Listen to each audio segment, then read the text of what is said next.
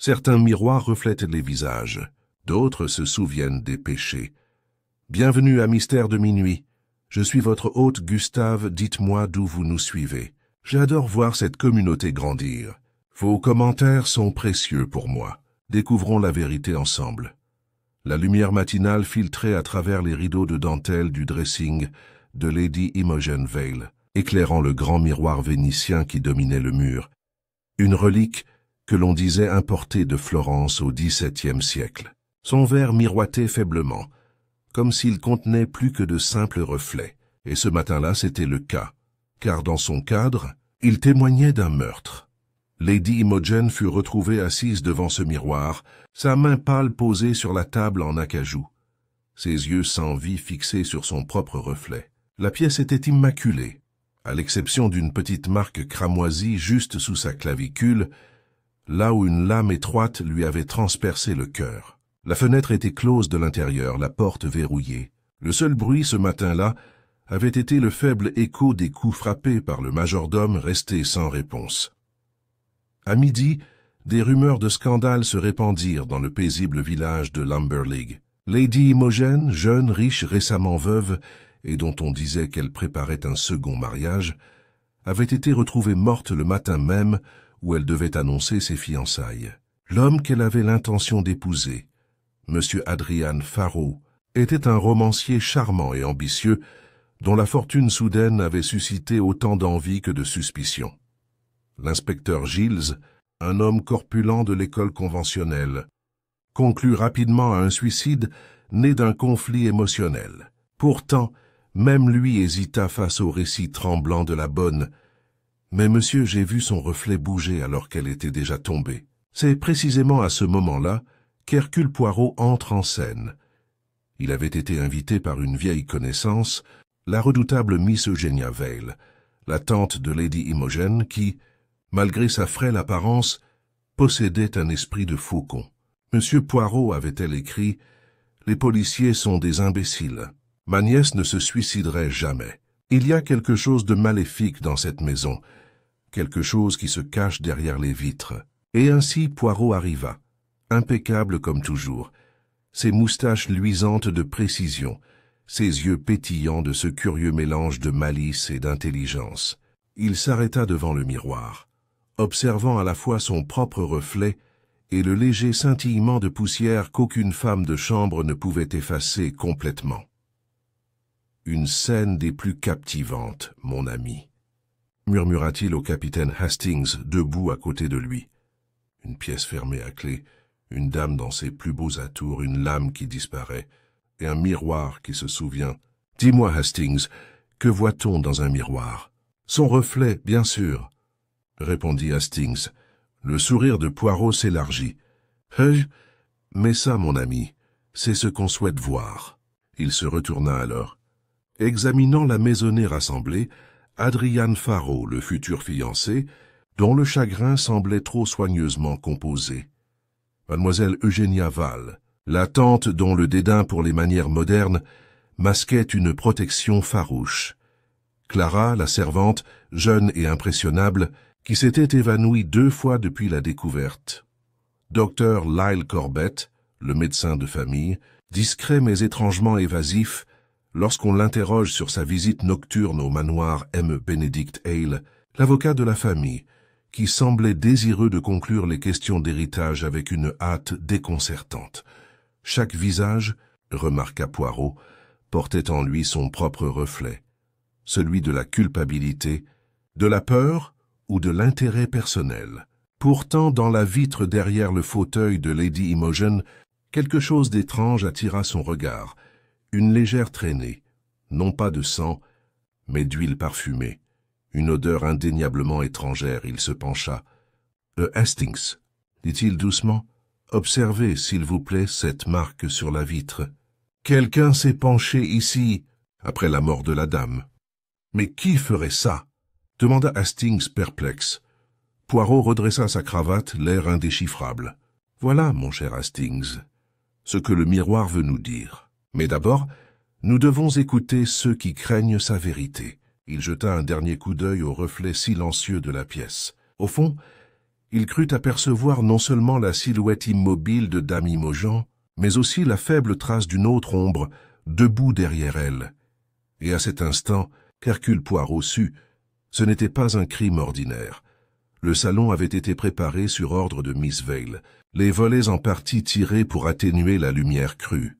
La maison respirait le silence qui suit un scandale, ce silence d'attente où chaque tour résonne comme un coup de pistolet. Poirot choisit un fauteuil délicat près de la cheminée et, avec un tact presque théâtral, l'inclina de telle sorte que le miroir vénitien du cabinet de toilette attenant se déploya au fond du couloir, formant un léger rectangle de lumière réfléchie. Il aimait sa vue, Poirot. Il aimait ses entrées et ses sorties. « Hastings, vous vous y asseyez », indiqua-t-il d'un léger hochement de tête. « Vous entendrez, vous n'interromprez pas. Votre visage, c'est le plus honnête des baromètres. » L'inspecteur Gilles se tenait près de la cheminée, les mains épaisses, jointes, faisant preuve d'une patience digne d'un véritable siège. Mademoiselle Vale présidait un secrétaire avec une plume qu'elle n'avait aucune intention d'utiliser. Sa simple vue régnait l'ordre. Les autres arrivèrent comme appelés, chacun apportant avec lui son propre climat. Adrian Farrow arriva le premier, impeccable dans un costume sombre aux reflets d'ambition. Son chagrin, si chagrin il y en avait, s'était déjà conformé à la symétrie. Il prit la chaise en face de Poirot et baissa les yeux comme s'il obéissait aux indications de la scène. « Elle était mon avenir », dit-il sans s'adresser à personne. « Imogen était... » Il chercha un mot qui ne lui vint pas. Nous devions l'annoncer ce soir. J'ai écrit un chapitre hier soir dans lequel le héros s'échappe d'une pièce fermée à clé. J'ai trouvé ça astucieux sur le moment. Poirot inclina la tête. Les pièces closes, monsieur, flattent l'auteur et insultent le lecteur. Elle propose le grand mystère pour cacher le petit mensonge. Il joignit les doigts. À quelle heure avez-vous vu Lady Imogen pour la dernière fois? Farrow respira, mesuré. Un peu avant minuit. Nous prîmes le thé dans la salle de musique. Sa tante se coucha tôt. Imogen était nerveuse. À propos de l'annonce, à propos des conversations. Elle me demanda de la quitter avant 11 heures. Je me promenais sur la pelouse sud jusqu'à 12h30. L'air nocturne me calme quand j'écris. Il haussa une épaule. Je retournai au village. Ma gouvernante peut témoigner de mon arrivée. 12h15 peut-être. Vous êtes parfait pour un romancier, murmura Poirot. C'est utile. Et le miroir, les yeux de Farrow clignèrent. Oui, Imogen le détestait. Elle disait qu'il lui donnait l'impression d'être observée. Mais après tout, elle adorait les jeux dramatiques. Une légère aigreur transparaissait dans la voix de mademoiselle Vale. Ma nièce n'était pas théâtrale. Elle était romantique, ce qui est tout à fait différent et bien plus dangereux. Poirot laissa la correction reposer entre eux comme un presse-papier. Il remercia Farrow et le congédia d'une petite révérence qui trahissait à la fois la courtoisie et une réserve tacite. Clara, la femme de chambre, arriva ensuite, pâle dans son uniforme, tordant le bas de sa robe d'une manière qui aurait été réprimandée n'importe quel autre jour. Elle fixait Poirot comme s'il allait lui accorder l'absolution. « Monsieur, j'ai vu son reflet bouger. » Après elle. Après que nous l'ayons trouvé. Ce n'était qu'un éclair, comme si quelqu'un se tenait derrière. « Je n'ai pas dormi. Tu dormiras, » dit Poirot, et cela ressemblait plus à une promesse qu'à un ordre. « Tu es entré dans cette chambre ce matin avec qui ?» Monsieur Hale et le docteur Corbett furent immédiatement appelés. La porte était verrouillée, et Monsieur Giles dut la forcer. J'ai cru entendre un murmure avant le coup. Non, je suis bête. La maison fait du bruit. Les maisons se confessent, dit doucement Poirot. Elles grincent quand on s'appuie trop dessus. As-tu rangé la coiffeuse hier soir? J'ai laissé la poudre et le parfum tels que madame les avait disposés. Elle tamponnait toujours le parfum étranger. Oh, pardonnez-moi. Elle le gardait pour les grandes occasions. Il ne regarda pas Hastings. Il n'y était pas obligé. La légère trace de parfum sur le verre avait interrompu ses pensées depuis qu'il l'avait vue. « Merci, mademoiselle. Encore une chose. Le miroir a-t-il déjà été déplacé ?» Elle secoua vivement la tête. « Il faut 4 hommes. Et jurer pour le déplacer. » Madame Hargreaves dit qu'il est maudit, mais elle dit la même chose de la nouvelle cuisinière. Poirot sourit et la relâcha.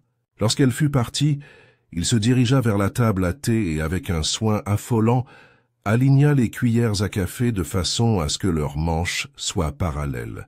Miss Vale l'observa, et une sorte d'approbation réticente, mais bien présente, se dessina sur ses traits. Le docteur Lyle Corbett faisait preuve d'une discrétion ardente, un homme qui chérissait la confidentialité comme un talisman. Il ajusta ses lunettes et s'exprima en phrases ciselées pour l'enregistrement. « Mort instantanée, dit-il. Pénétration entre la 3e et la 4e côte. Une lame étroite. Il n'y eut pas d'hémorragie externe significative. Le vêtement absorbait peu. Elle s'est probablement effondrée sur place. Il s'éclaircit la gorge. Quant à votre question, oui, j'étais au manoir tard hier soir, par pure routine. Lady Imogen souffrait de palpitations sous l'effet du stress. Je lui ai prescrit la prudence, pas le drame. » Les yeux de Poirot s'écarquillèrent aimablement. « Les visites de routine à l'heure où le monde routinier dort sont curieuses, docteur. Lady Imogen vous attendait-elle? Elle m'a envoyé un mot par l'intermédiaire de Clara dans l'après-midi. Je suis rentré tard de ma tournée. Je suis parti peu après 10h30. Vous constaterez que le gardien m'a vu partir.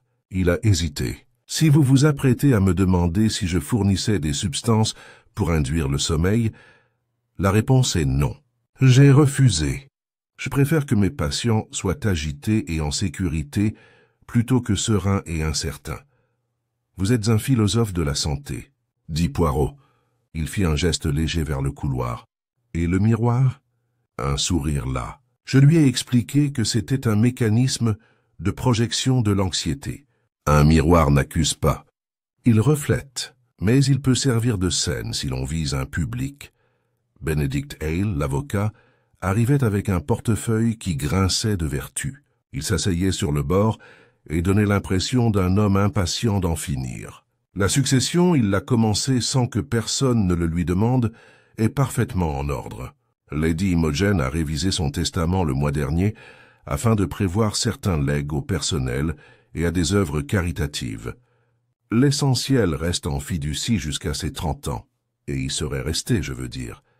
En cas de décès avant 30 ans, les actes de fiducie en transfèrent une part importante à la Fondation Val sous la supervision de mademoiselle Eugénia, qui a haussé un sourcil, et d'un fiduciaire secondaire qui reste à nommer. Monsieur Farraut était mentionné dans une lettre personnelle, mais jamais à titre juridique. Il est heureux, dit Poirot, que la loi s'écrive avec de l'encre et non avec des sentiments. Lady Imogen vous a-t-elle demandé une enveloppe cachetée hier? Hale cligna des yeux. Elle le fit. Elle me demanda d'apporter un paquet à ouvrir ce soir après l'annonce. Je m'exécutais. Il reste scellé dans ma valise et je le remettrai à l'inspecteur. Il s'éclaircit la gorge. Elle demanda également un avocat pour une affaire italienne. Une vieille correspondance sans conséquences? Les affaires italiennes sont souvent lourdes de conséquences, murmura Poirot. Il fit un geste doux pour éloigner Hale, comme on ferme un livre avec un ruban pour marquer l'emplacement. Finalement, Miss Vale se soumit à l'interrogatoire avec l'air d'une monarque condescendante au recensement. « Ma nièce n'était pas frivole, » dit-elle. Elle avait peur. Non pas de la mort, mais de l'humiliation. Il y a une différence. Elle avait décidé de choisir le bonheur et était prête à souffrir pour cela. J'ai approuvé ses fiançailles, car je préfère les arrangements officiels aux arrangements clandestins. Poirot la considéra. Tu m'as appelé parce que tu te méfies du verdict simple. Je me méfie de tout ce qui flatte la stupidité. Sams déclarait mademoiselle Vale. Le suicide est apprécié des incompétents, car il met fin à l'enquête. Et le miroir? Demanda Poirot, presque comme une réflexion après coup. Le regard de mademoiselle Vale resta immobile. Je l'avais recouvert après sa première frayeur. Elle a ordonné que le tissu soit retiré hier soir. Elle a dit qu'elle ne se laisserait pas intimider par le verre. L'après-midi s'est affaissé dans un long soupir. L'inspecteur Giles, jusque-là d'une présence de granit, a enfin changé de position. Vous les avez tous entendus dire la même chose. Le stress, l'amour, ce satané miroir. Nous avons une pièce fermée à clé, une femme morte pas d'armes. Voilà votre scène, monsieur Poirot. Trouvez votre tour de théâtre. » Poirot se leva. Il se dirigea vers le couloir et s'arrêta là où le rectangle de lumière du cabinet de toilette éclairait le parquet.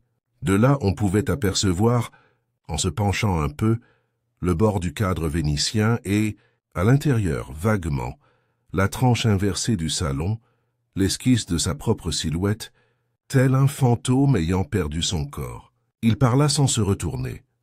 L'astuce, inspecteur, ne réside pas dans la serrure, mais dans le public. Un miroir est complice, s'il sert à capter l'attention. Hier soir, quelqu'un a orchestré plus qu'un meurtre. Il a orchestré une mise en scène.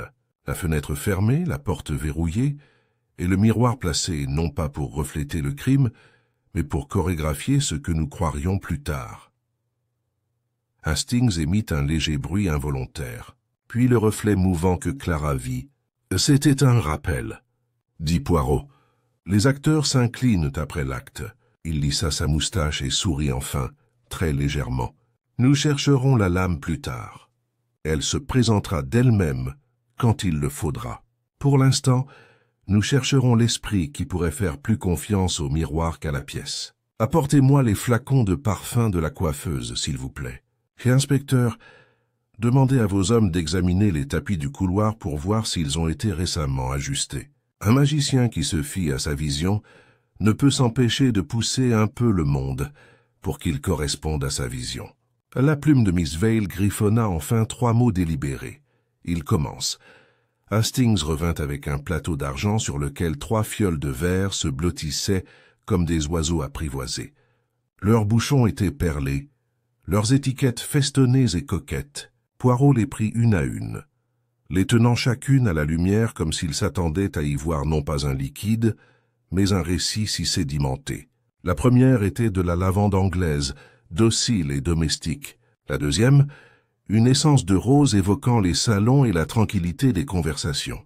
La troisième était de coupe plus fine, l'étiquette étrangère, l'impression en italique et d'une teinte trop élégante pour le chimiste provincial.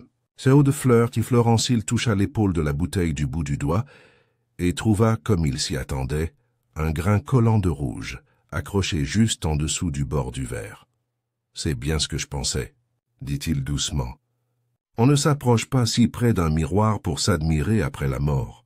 Quelqu'un, après l'événement, a souhaité regarder non pas le visage de la dame, mais le miroir lui-même, et comme la main qui s'appuie sur le miroir est souvent négligente, elle a déposé un petit baiser de couleur sur le verre. L'inspecteur Giles a croisé les bras.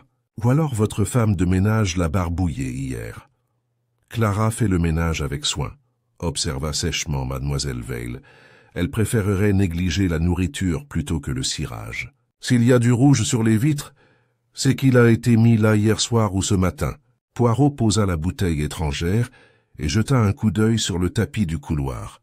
Les domestiques en avaient déjà soulevé un coin à sa demande. Le poêle s'aplatissait d'un côté, se soulevait de l'autre, laissant une légère trace que seul un expert en moquette aurait remarquée. Il fit 2 pas silencieux, posa l'épaule d'Hastings d'une main prudente, puis, avec Hastings et l'inspecteur Giles, ils se dirigèrent vers le seuil du vestiaire. « N'entrons pas, » dit Poirot. « Nous répéterons du dehors ce que les yeux d'une jeune fille nerveuse pourraient plus tard affirmer avoir vu. Hastings, si vous voulez bien vous tenir ici, à l'intersection entre le couloir et la porte, légèrement en avant de façon à ce que votre épaule dépasse. Ah, ne bougez pas.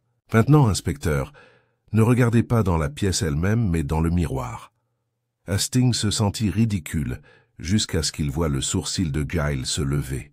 Dans la vitre, d'une inclinaison qui frappait l'esprit, une épaule flottait bel et bien derrière la chaise de toilette, une présence fantomatique formée par l'angle du couloir et du cadre. Si l'on était préparé à craindre un observateur, si l'on tremblait déjà, il serait facile d'apercevoir non pas une partie d'un homme dans un couloir, mais une silhouette entière penchée sur le dos d'une femme morte. « Clara aurait pu me voir, » murmura Hastings, « sans que je sois dans la pièce. »« Juste ainsi, » t'a dit Poirot. « Un rappel qui ne nécessite aucune intrusion. Un théâtre qui oblige le public à participer. Il scruta les gonds, la façon dont le vieux verre vénitien avait été monté sur son panneau. Il n'avait pas bougé depuis des années. Les entailles sur les plinthes évoquaient d'anciennes batailles. Pas de rotation, pas de balancement astucieux. Un témoin fixe qui, de par sa fixité, pouvait être prédit et mis en scène. Quelqu'un a répété cette ligne de visée, mon ami. Ils se sont arrêtés là où vous êtes et ont imaginé le halètement. Giles grogna, mi-impressionné, mi-agacé. Un tour de passe-passe. Très joli. Mais un tour ne poignarde pas une femme. Nous ne sommes pas plus près de la lame ni de la main qui la tenait. Poirot lissa ses moustaches d'un geste délicat. La main, inspecteur, appartient à l'esprit qui répète. Un écrivain peut-être qui planifie, qui aime un public, ou un médecin qui déteste le désordre de la soudaineté et préfère des résultats arrangés, ou un avocat qui ne supporte pas un instrument non signé. Nous verrons quelle psychologie s'accorde avec la chorégraphie. Il demanda le paquet scellé dont M. Hale avait parlé. L'avocat le lui présenta tel un prestidigitateur dévoilant une colombe aux ailes liées, du papier kraft, de la ficelle rouge, une hostie portant le sceau solennel de Hale. L'inspecteur Giles le découpa avec la délectation que les autorités se justifient et déplia une lettre sur un papier épais, avec le blason de la Fondation Val en léger relief. Mademoiselle Val bougeait comme si elle n'avait pas bougé. C'est ma maison. Si vous devez lire, lisez à voix haute. Giles obéit, sa voix adoucissant le sentiment. C'était l'écriture de Lady Imogen, vive, un peu impatiente de son propre élan. Elle écrivait sur son devoir envers sa tante, sur une indiscrétion passée qui, craignait-elle, rendrait son bonheur présent impossible si elle n'y faisait pas face. Elle faisait référence à une correspondance d'Italie adressée à un certain monsieur Salviati, un antiquaire qui l'avait pressé, le mot était souligné, de rembourser un prêt accordé à son défunt mari. Elle souhaitait annoncer les fiançailles, mais pas sous le couvert d'une dette chuchotée. Elle avait convenu de rencontrer Salviati à Londres dans la semaine. Elle demanda à la Fondation d'apurer la dette sur un fonds discrétionnaire afin de pouvoir repartir à zéro, à métaphore choisie peut-être involontairement. À la fin, Adrian ne le saura que lorsque tout sera réglé. Il m'imagine pur, et je serai digne de cette imagination. Mademoiselle Vale ne ferma les yeux qu'une seule fois. Monsieur Farrow, dit-elle, paraîtra désormais au lecteur plus moderne un peu trop pur. L'inspecteur Giles sentait l'air comme s'il était vineux. Dettes, lettres italiennes, un miroir de Florence. Voilà une chaîne. Il regarda Poirot.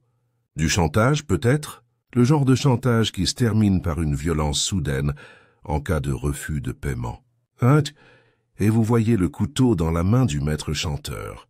Dit Poirot sèchement. Le mélodrame populaire. Cela vous réconforterait, inspecteur, de voir un vaurien étranger apparaître à la fenêtre avec un poignard et bondir comme un chat. Cela vous réconforterait encore plus d'écrire à vos supérieurs que l'homme a été vu dans le train de minuit. Hélas, la fenêtre est fermée et le chat n'a pas bondi. Notre scélérat est domestiqué. Hastings, qui avait froncé les sourcils en lisant la lettre, leva les yeux. Si Imogen voulait maintenir Farrow dans l'ignorance, et si elle craignait l'humiliation, aurait-elle pu, choisir quelque chose de dramatique plutôt qu'une confession? Cela correspondrait au moins à la théorie de l'inspecteur. Les yeux de Poirot s'écarquillèrent. Il préférait Hastings lorsqu'il était honnête face à ses perplexités. L'idée du suicide, mon ami, flatte les indolents non pas parce qu'elle est impossible, mais parce qu'elle est vague. Mais Lady Imogen, dans cette lettre, est précise. Elle organise. Elle choisit un rendez-vous, une compensation, un moment. Un tel esprit ne pivote pas en une nuit vers la finalité de la lame par crainte des ragots. Et si par malheur elle l'avait fait, elle ne nous aurait pas construit la porte verrouillée, le tapis réajusté, le théâtre de l'observateur en miroir. Donc quelqu'un a voulu que le suicide soit un masque plausible, sans jamais s'attendre à ce qu'il résiste à l'examen. Giles tapota le papier. La dette est un motif. Pour qui? Pour tous ceux qui tirent profit du retrait d'Adrian Farrow du centre de sa vie, dit doucement Poirot. Pour un administrateur qui préfère une influence incontestée. Pour un médecin qui désapprouve les excitations. Pour un amant qui se lasse d'être presque choisi. Mais cette dette a un effet plus subtil. Elle donne à la meurtrière un levier pour éveiller sa peur. On la menace d'humiliation. On lui offre un sursis. On lui propose une scène qui, si la dame refuse d'obéir aux instructions, détruira le récit soigneusement composé d'elle-même. Il retourna à la porte du vestiaire, décrocha la chaise du mur avec une sorte de révérence et la plaça précisément un pouce à gauche. « Hastings, voulez-vous me faire plaisir? Asseyez-vous comme Lady Imogen. Posez votre main sur la table. Imaginez quelqu'un s'approchant par derrière, mais pas de la pièce, mais du couloir où la ligne de vue est trompeuse. On ne s'attendrait pas à un danger venant d'un endroit autre que l'intérieur. Une lame étroite, tranchante, rapide, efficace, sans crier. Hastings ressentit à nouveau la folie du jeu et pourtant, dans le picotement qui lui parcourut le dos, une sorte de compréhension. L'espace entre l'épaule et le cœur, ce creux vulnérable, resta ouvert un instant. Il sentit comment un corps pouvait simplement simuler sa propre surprise et basculer doucement vers le repos, comme s'il choisissait le sommeil. Poirot se redressa. Cette méthode est intime. Elle exige une connaissance approfondie de la maison et des nerfs de la dame. Elle exige des répétitions. Lequel de nos amis répète? L'écrivain répète les mots. L'avocat répète les clauses. Le médecin répète les explications. Mais un seul d'entre eux avait l'occasion de répéter dans ce couloir. Devant ce miroir, à cette heure-là, Gilles saisit l'évidence. Farrow donc, l'écrivain. Il marchait sur la pelouse sud à 11h30, dit-il. Largement le temps de revenir discrètement, de mettre en scène sa scène, de s'éclipser. Clara aperçut une silhouette. Le mobile. La peur de perdre une fortune à la sortie des lettres italiennes. Une théorie bien ficelée, disait Poirot, et la netteté méprise parfois la vérité. Pourtant, pour satisfaire l'appétit officiel, poursuivons-la. Demandez au gardien si quelqu'un est parti ou rentré après 11 heures. Demandez à la gouvernante de Farrow si son arrivée à 12h15 s'est faite avec un manteau mouillé par l'herbe ou sec, arraché d'une voiture. Et trouvez, si possible, une épingle à chapeau ou un fin coupe-papier égaré du secrétaire. Une lame qui disparaît n'est pas un fil de fer de magicien. C'est quelque chose qui appartient à son environnement, qui peut être ravagé par son environnement naturel. Il n'attendit pas l'assentiment de Gilles, mais regarda mademoiselle Vale. « Madame, une dernière question. Quelqu'un d'autre que votre nièce a-t-il protesté contre le tissu sur le miroir ?» Mademoiselle Vale réfléchit. Le docteur Corbett s'opposa à la superstition. Il affirma que le tissu transformait la peur en animal de compagnie. Adrian rit à l'idée d'un verre, hanté et dit que cela ferait un beau chapitre. Monsieur Hale. Elle s'autorisa un petit sourire, dédaigneux, expliqua que les maisons comme la nôtre exigeaient que les objets de famille restent visibles, sinon les donateurs se méfieraient de notre respectabilité. Nous avons donc, dit Poirot, 3 hommes qui souhaitaient que le miroir soit découvert. Il s'inclina presque par jeu, et l'un d'eux s'en servit non pas pour se regarder lui-même, mais pour s'assurer que nous regardions là où il le souhaitait. Dehors, les premières gouttes de pluie de l'après-midi commencèrent à picoter les fenêtres sud. La maison reçut le son avec sa longue mémoire. Poirot, avec la méticulosité d'un homme rangeant un échiquier en pleine partie, remit la chaise et tourna la clé dans la serrure du vestiaire, à l'extérieur maintenant, de manière ostentatoire, comme pour rappeler à la maison que les portes obéissent aux vivants. Il tendit la clé à l'inspecteur Gilles. « Nous n'autoriserons plus de répétition, dit-il. La représentation est terminée. L'explication... Ah, elle reste en répétition. Et pour cela j'exige une audience. » Il ne regarda ni Farrow, ni le médecin, ni l'avocat, mais la porte timide où Clara s'était promenée. « Mademoiselle, une petite promenade sous la pluie avec moi, s'il vous plaît. Vous avez entendu quelque chose ce matin, et vous vous êtes dit que c'était la maison. Je crois que c'était une personne, et je crois que vous savez de qui venait ce murmure. » La pluie cousait la pelouse d'un fin fil argenté, tandis que Poirot et Clara quittaient le portique de pierre pour pénétrer dans la douce lumière du jardin. Il lui offrit un parapluie, puis choisit de ne pas le lever. La bruine flattait son sens des proportions, dit-il, comme si le jour lui-même s'exerçait à la retenue. Ils empruntèrent l'allée de gravier qui longeait les fenêtres sud où le verre reflétait une pâle copie du monde, et faiblement, deux petites silhouettes conversant telles des confidences encadrées. « Vous avez entendu un murmure ?»« Mademoiselle, » commença Poirot sans préambule, « pas la maison mais une personne. Quand les gens ont peur, ils élèvent le bâtiment au rang de méchant car il ne peut pas riposter.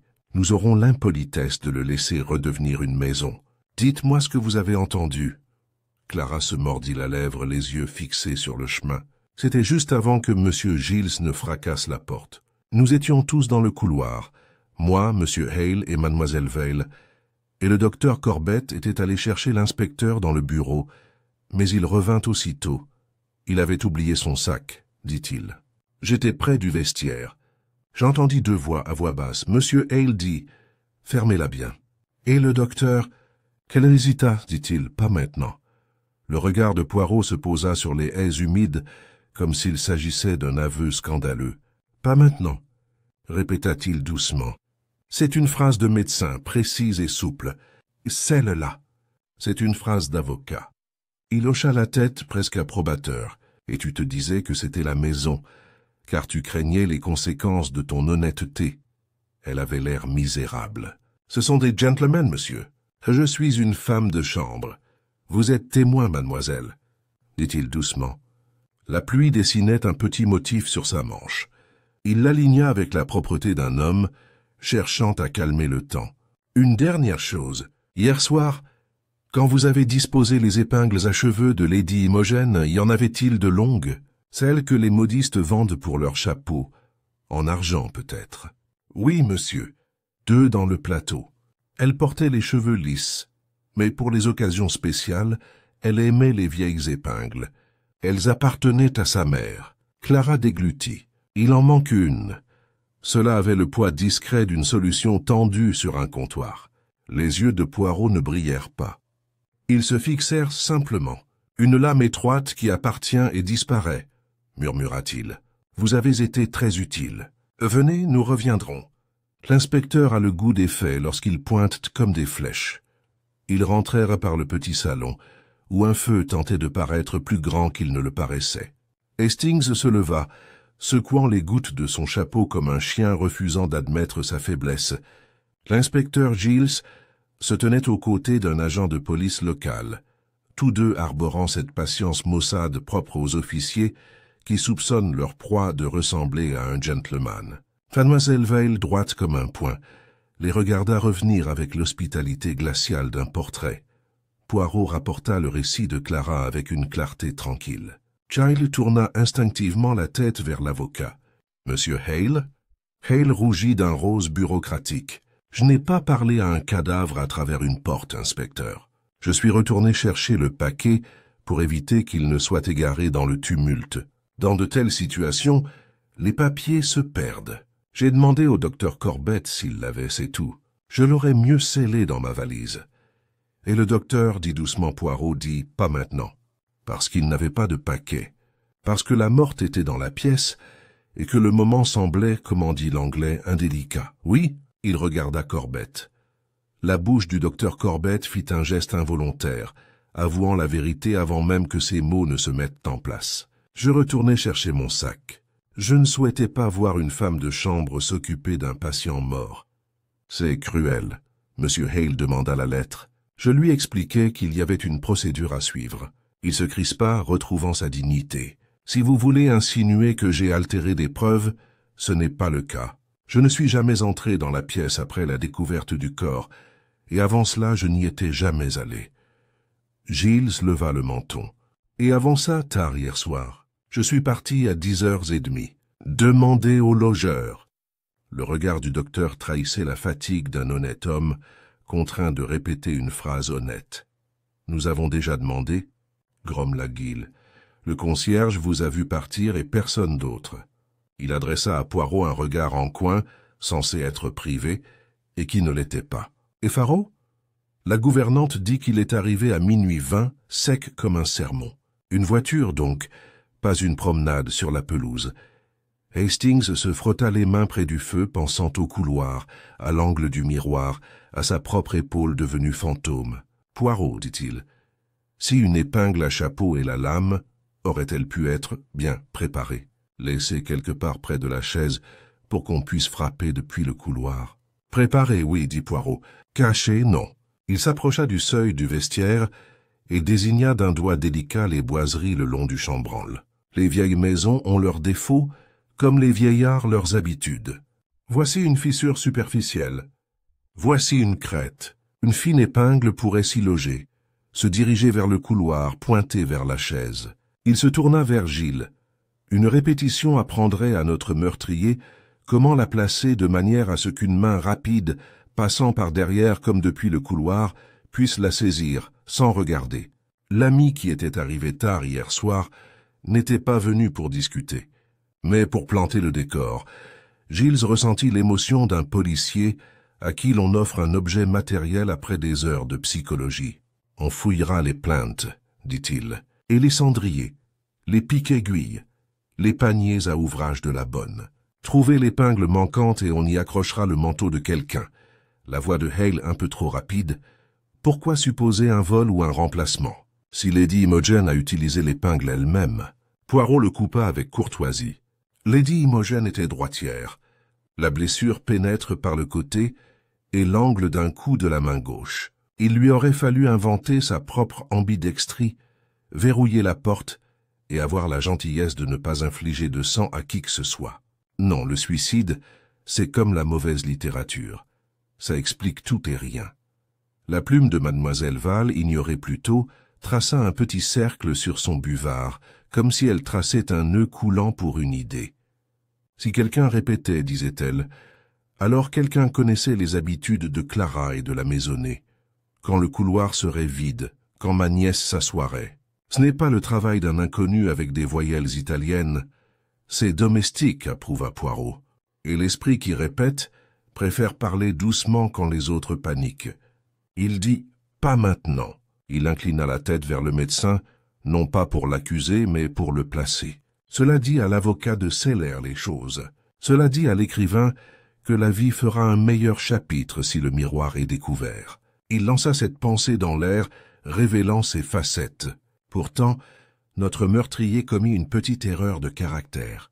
Il imagina que Lady Imogen se comporterait comme sa scène l'exigeait, s'asseoir posée, craindre un observateur, se figer. Mais elle était, comme vous l'avez dit, mademoiselle Val, romantique plutôt que théâtrale. Le romantisme est têtu. Il s'installe, certes, mais pas longtemps. Le timing devait être parfait. Hastings se surprit à imaginer un couloir nocturne, une silhouette alignant une épingle le long d'un montant, une main vérifiant l'angle d'un geste rapide et coupable, une respiration lente avant de s'éloigner. Il frissonna. Pas de froid. Le gendarme revint de l'arrière-cuisine portant une petite boîte avec la prudence triomphante d'un homme manipulant un trésor. « Trouvé dans le panier à linge, monsieur, derrière le séchoir. Une longue épingle enveloppée dans une bande de lin. Un peu de rouge à lèvres sur la tête. » Gilles le prit et le présenta à la lumière. La tête portait un minuscule croissant de taches rougeâtres. Le manche était propre, trop propre. Poirot n'y toucha pas.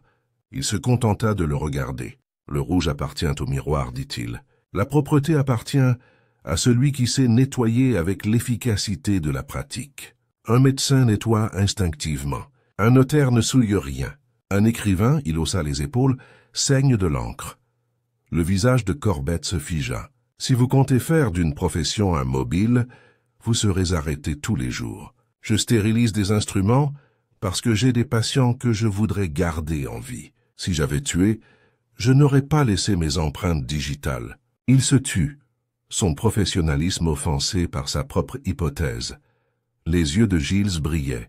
« Vous n'auriez pas laissé vos empreintes digitales où, docteur? » « Et sur le panier à linge, » dit doucement Poirot, avant que l'inspecteur puisse s'amuser. « Ceux qui, comme nous le voyons tous, n'en portent pas. » Il se tourna légèrement vers Clara et son ton s'échauffa. « Mademoiselle, à qui est ce panier? »« À moi, monsieur.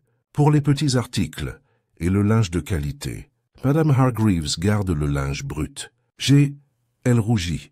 « Nettoyé une tache sur le miroir ce matin après être allé chercher l'inspectrice. Juste un peu. Je ne supporterai pas qu'il brille comme ça avec elle. » J'ai enroulé l'épingle que j'ai trouvée derrière le paravent. Oh, je suis désolé, monsieur.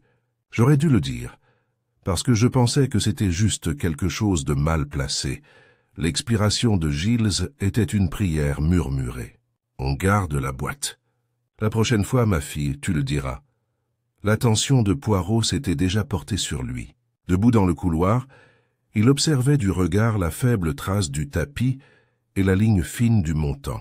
Il regarda vers la salle de musique, où les manuscrits de Farraut s'empilaient soigneusement, vers la trousse de chirurgie dont l'ouverture était sagement fermée, vers le porte-document de Hale et ses attaches fidèles. Lorsqu'il parla, ce fut à Miss Vale, et sa voix était le calme au cœur de la tempête qui régnait dans la maison. « Madame, nous approchons du premier lieu de repos d'une fausse certitude. L'inspecteur préférera, par tempérament, arrêter M. Farraut avant le dîner. L'épingle semblera désigner l'amant. La lettre la dette. Le miroir un homme qui aime la scène. Je vous demande seulement de laisser la scène se poursuivre quelques lignes de plus.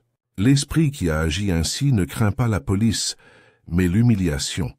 Il a arrangé ce tableau pour sauver la face, non pour gagner sa liberté.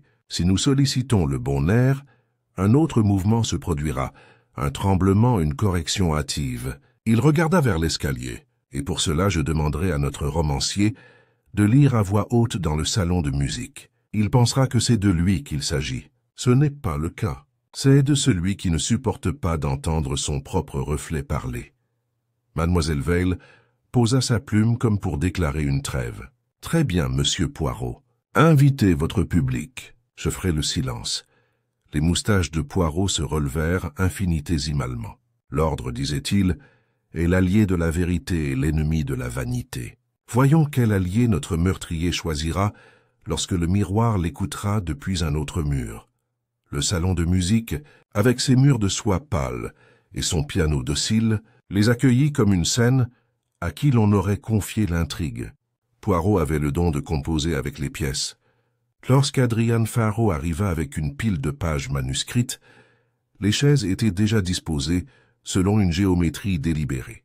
Hastings était assis juste à côté du long trumeau suspendu entre les fenêtres. Le secrétaire de Mademoiselle Vale avait été rapproché de l'âtre. L'inspecteur Giles, invité par Poirot, prit place d'où il avait une vue imprenable sur la porte d'entrée.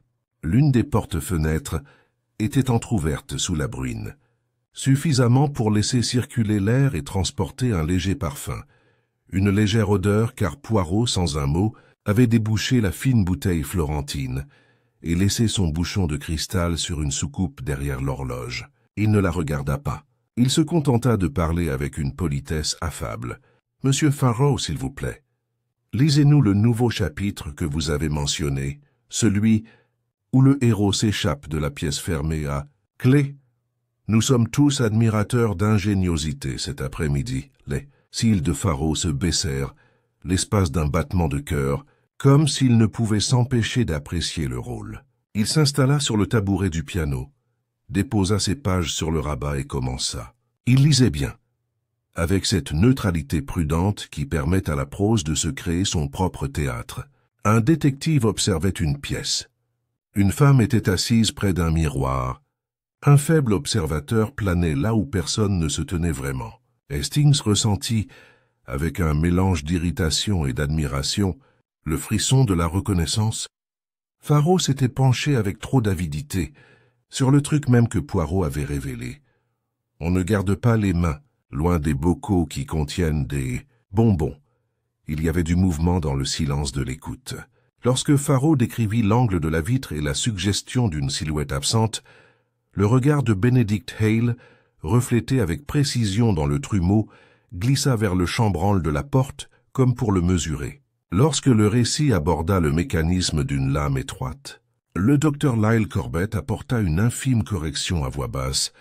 La troisième côte, pas la quatrième, puis, conscient de lui-même, serra les mains plus fort. Les yeux de Mademoiselle Vale restèrent immobiles. Elle avait l'air d'une femme qui n'autorise le drame que comme moyen d'exactitude.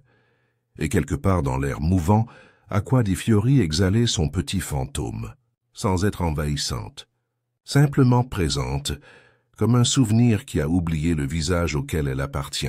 Poirot ne regardait personne et tout le monde. Il observa, avec ce hochement de tête intérieur que Hastings connaissait trop bien, comment l'attention d'un homme s'aiguisa non pas à la mention de miroir ou de lame, mais à la lecture d'un vers sur l'humiliation, sur une héroïne qui préférerait mourir plutôt que d'être prise pour une idiote. La voix de Farrow s'arrêta au bout d'une page. Il souleva la page suivante. Un bruissement se fit entendre dans le couloir. Un agent s'éclaircit la gorge et recula devant le doigt de Gilles. Poirot ne se retourna pas. Il ne voulait pas briser la surface de son expérience. L'expérience se répondit d'elle-même.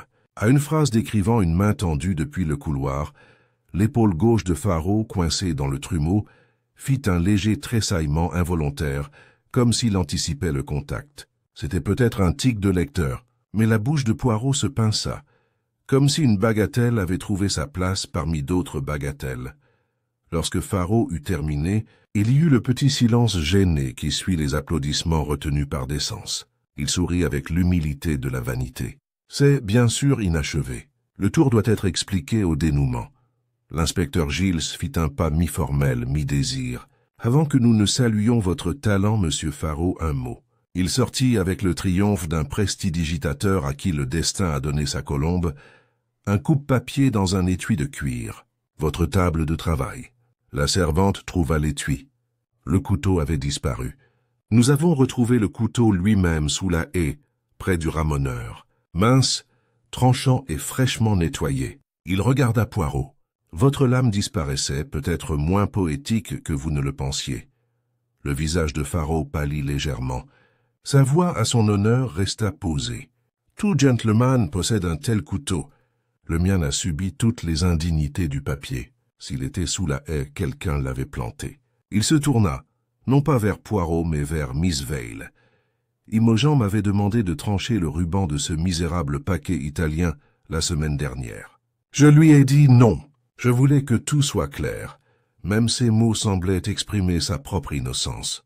Giles serra les mâchoires. Les hommes honnêtes n'empruntent pas les méthodes de meurtre à leurs manuscrits.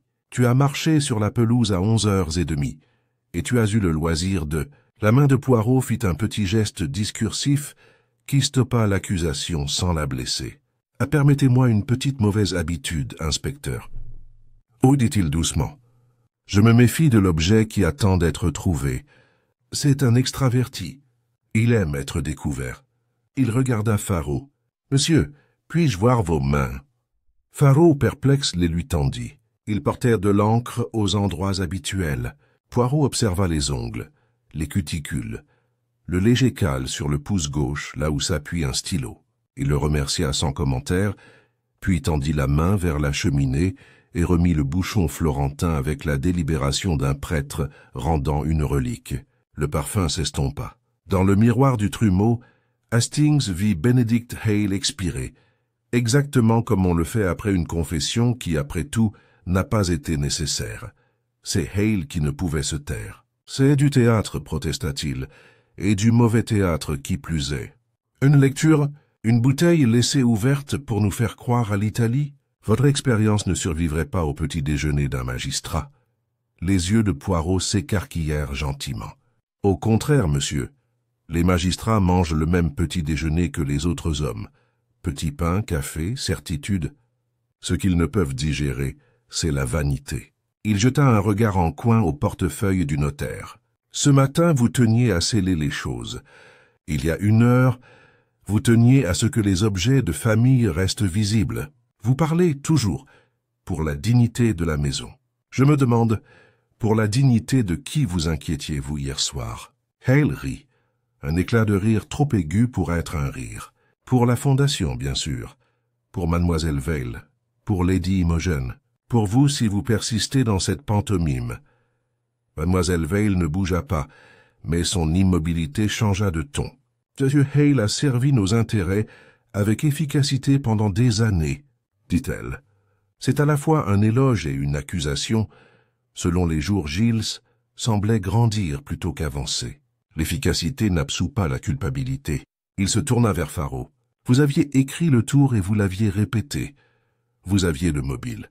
La peur d'être démasqué par cet Italien, la peur de perdre votre porte d'entrée vers l'argent. Vous étiez proche. Et maintenant, votre couteau nettoyé est dehors, tout près du chemin que vous dites avoir emprunté. Hastings ressentit la douleur d'une affaire qui prend une tournure que la police peut porter au poste. Il jeta un coup d'œil à Poirot et vit avec un soulagement complexe ce même pincement intérieur. La voix de Poirot, lorsqu'elle se fit entendre, était presque enjouée. « Inspecteur, laissez-nous procéder à votre arrestation comme il se doit. Nous allons prononcer la formule. Et pendant que nous la prononcerons, nous verrons qui écoute, comme s'il était gracié ou condamné. » Il croisa les bras et regarda non pas Faro, mais le docteur Corbett. Le médecin était resté parfaitement immobile. Ce silence s'épaissit alors jusqu'à devenir presque figé. Giles commença, savourant chaque syllabe. « Adrian Faro, je dois vous demander de m'accompagner pendant que l'enquête sur la mort de Lady Imogen Vale se poursuit. Vous n'êtes pas obligé de dire quoi que ce soit, sauf si... » Il y eut au fond de la pièce un léger claquement. Pas fort. Le bruit d'un fermoir fermé par une main, qui ne peut s'empêcher de remettre en ordre ce que la peur perturbe. Poirot tourna légèrement la tête. Le sac du docteur Corbett reposait sur le tapis, près de ses chaussures cirées. Sa main gauche, retirée, avait laissé le fermoir bien fermé. Le sac avait déjà été fermé. Il l'avait été. Poirot avait remarqué son ouverture pincée plus tôt et s'était forcé à ne pas y toucher.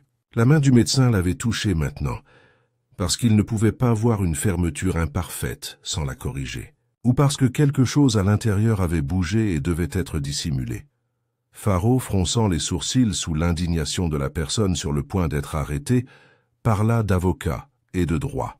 Poirot l'entendit comme on entend la météo.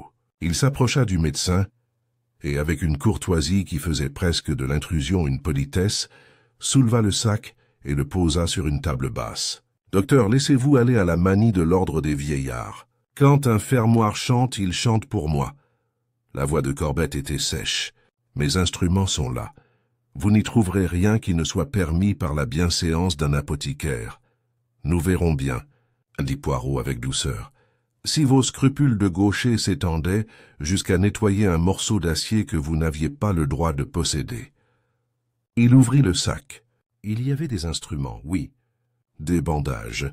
Les petites économies d'un cabinet géré consciencieusement à la limite de la richesse. Et là, soigneusement rangé dans un étui à ciseaux, se trouvait quelque chose qui n'avait pas sa place dans une trousse de médecin et qui avait sa place partout dans celle d'une dame. Une seconde longue épingle, sa tête en perles discrètes, sa tige brillante du poli excessif d'un homme qui s'est persuadé que la propreté est synonyme d'innocence. La salle ne s'exclama pas. Il n'en était pas besoin. La pluie dehors prit ses libertés. Giles cessa de parler au milieu d'une droite. Les couleurs de Faro revinrent, comme si un artiste avait finalement décidé de terminer le portrait. Corbett ne bougea pas. Il semblait, dans cette première petite éternité, véritablement soulagé, comme un homme dont la posture s'effondre enfin. Il parlait avec un sang-froid terrible. Je l'ai récupéré ce matin. Je l'ai trouvé tombé derrière la chaise quand M. Giles, quand nous, il indiqua le couloir d'un petit geste, sommes entrés. Je l'ai pris parce que je ne voulais pas que Clara soit accusée de négligence. Il regarda la femme de chambre, et son regard n'était pas fin. Je l'ai mis dans mon sac parce que je suis un imbécile qui a cru que garder une chose en ordre pouvait empêcher le désordre général. C'est tout. Poirot referma le sac avec un clic qui résonna comme une ligne tracée sur une page. Ce n'est pas tout, docteur, mais cela pourrait suffire pour l'instant à donner à l'inspecteur 2 pistes à explorer au lieu d'une. Il se tourna vers Giles. « Arrêtez votre romancier, s'il le faut, pour 1 heure. Donnez-lui un policier pour le thé, puis relâchez-le. L'homme que nous recherchons ne s'enfuira pas. Il se contentera de défaire ce qu'il pense être le dernier fil brouillé. » Il inclina la tête vers le couloir.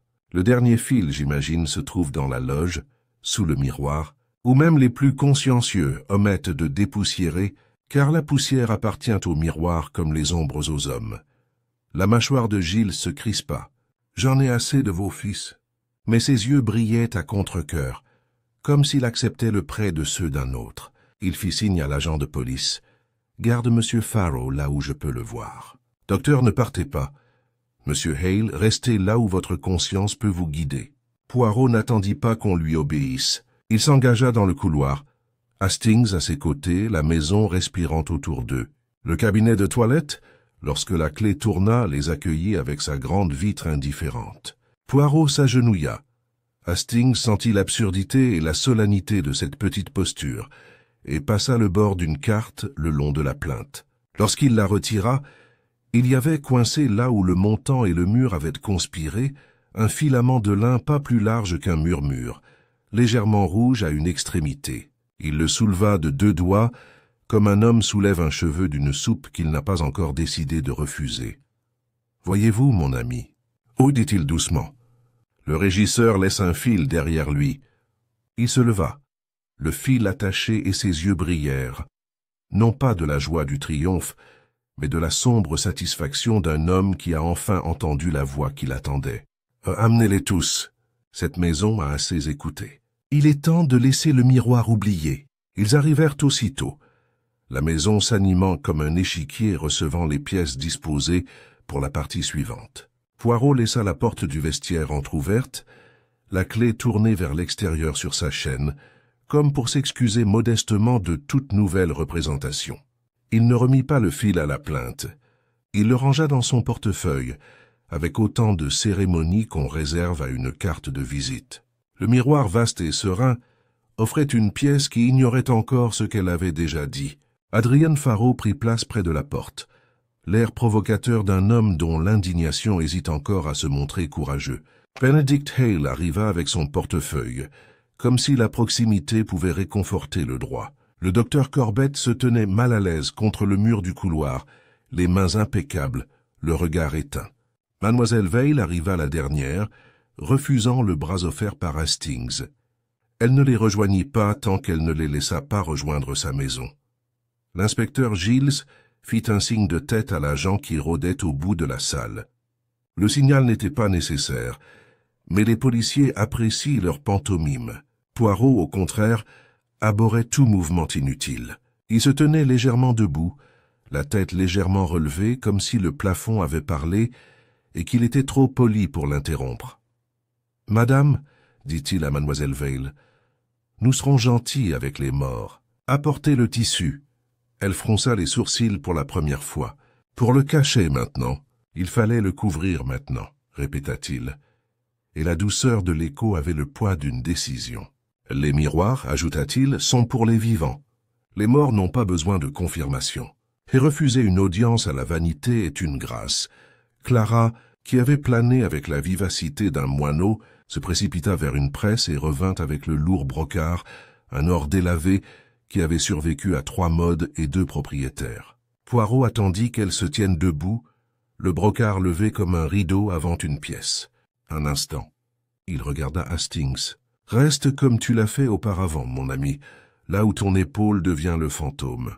Nous montrerons au miroir que nous avons appris. » Il inclina Hastings avec précision, puis se tourna vers l'inspecteur. « Et vous, s'il vous plaît, restez en vue. L'uniforme est une source de réconfort pour ceux qui sont tentés par la bêtise. Ce n'était pas un piège au sens vulgaire du terme. C'était un arrangement de conscience. » Poirot leva la main. « Allons, mademoiselle. » Le tissu descendit. Il n'atteignit pas tout à fait la hauteur. Le brocart s'accrocha légèrement à un support tenace avant de se fixer comme par obéissance. La maison exhalait. Avec le voile de verre, la pièce semblait plus petite et plus propre, comme si quelque chose de désordonné avait été peigné et noué. Le regard de Poirot longea une fois la corniche, puis revint à la chaîne de la porte. Il parla d'un ton conversationnel, hésitant mais sans se perdre. « Nous avons beaucoup appris au cours de la dernière heure. Que la peur peut être mise en scène, qu'une lame peut appartenir à un objet et ainsi disparaître, qu'un fil qui n'est rien peut nous indiquer que quelque chose était attaché là où il n'aurait pas dû être. Du linge, inspecteur, du linge de maison légèrement rougi par un produit cosmétique qui n'est pas anglais.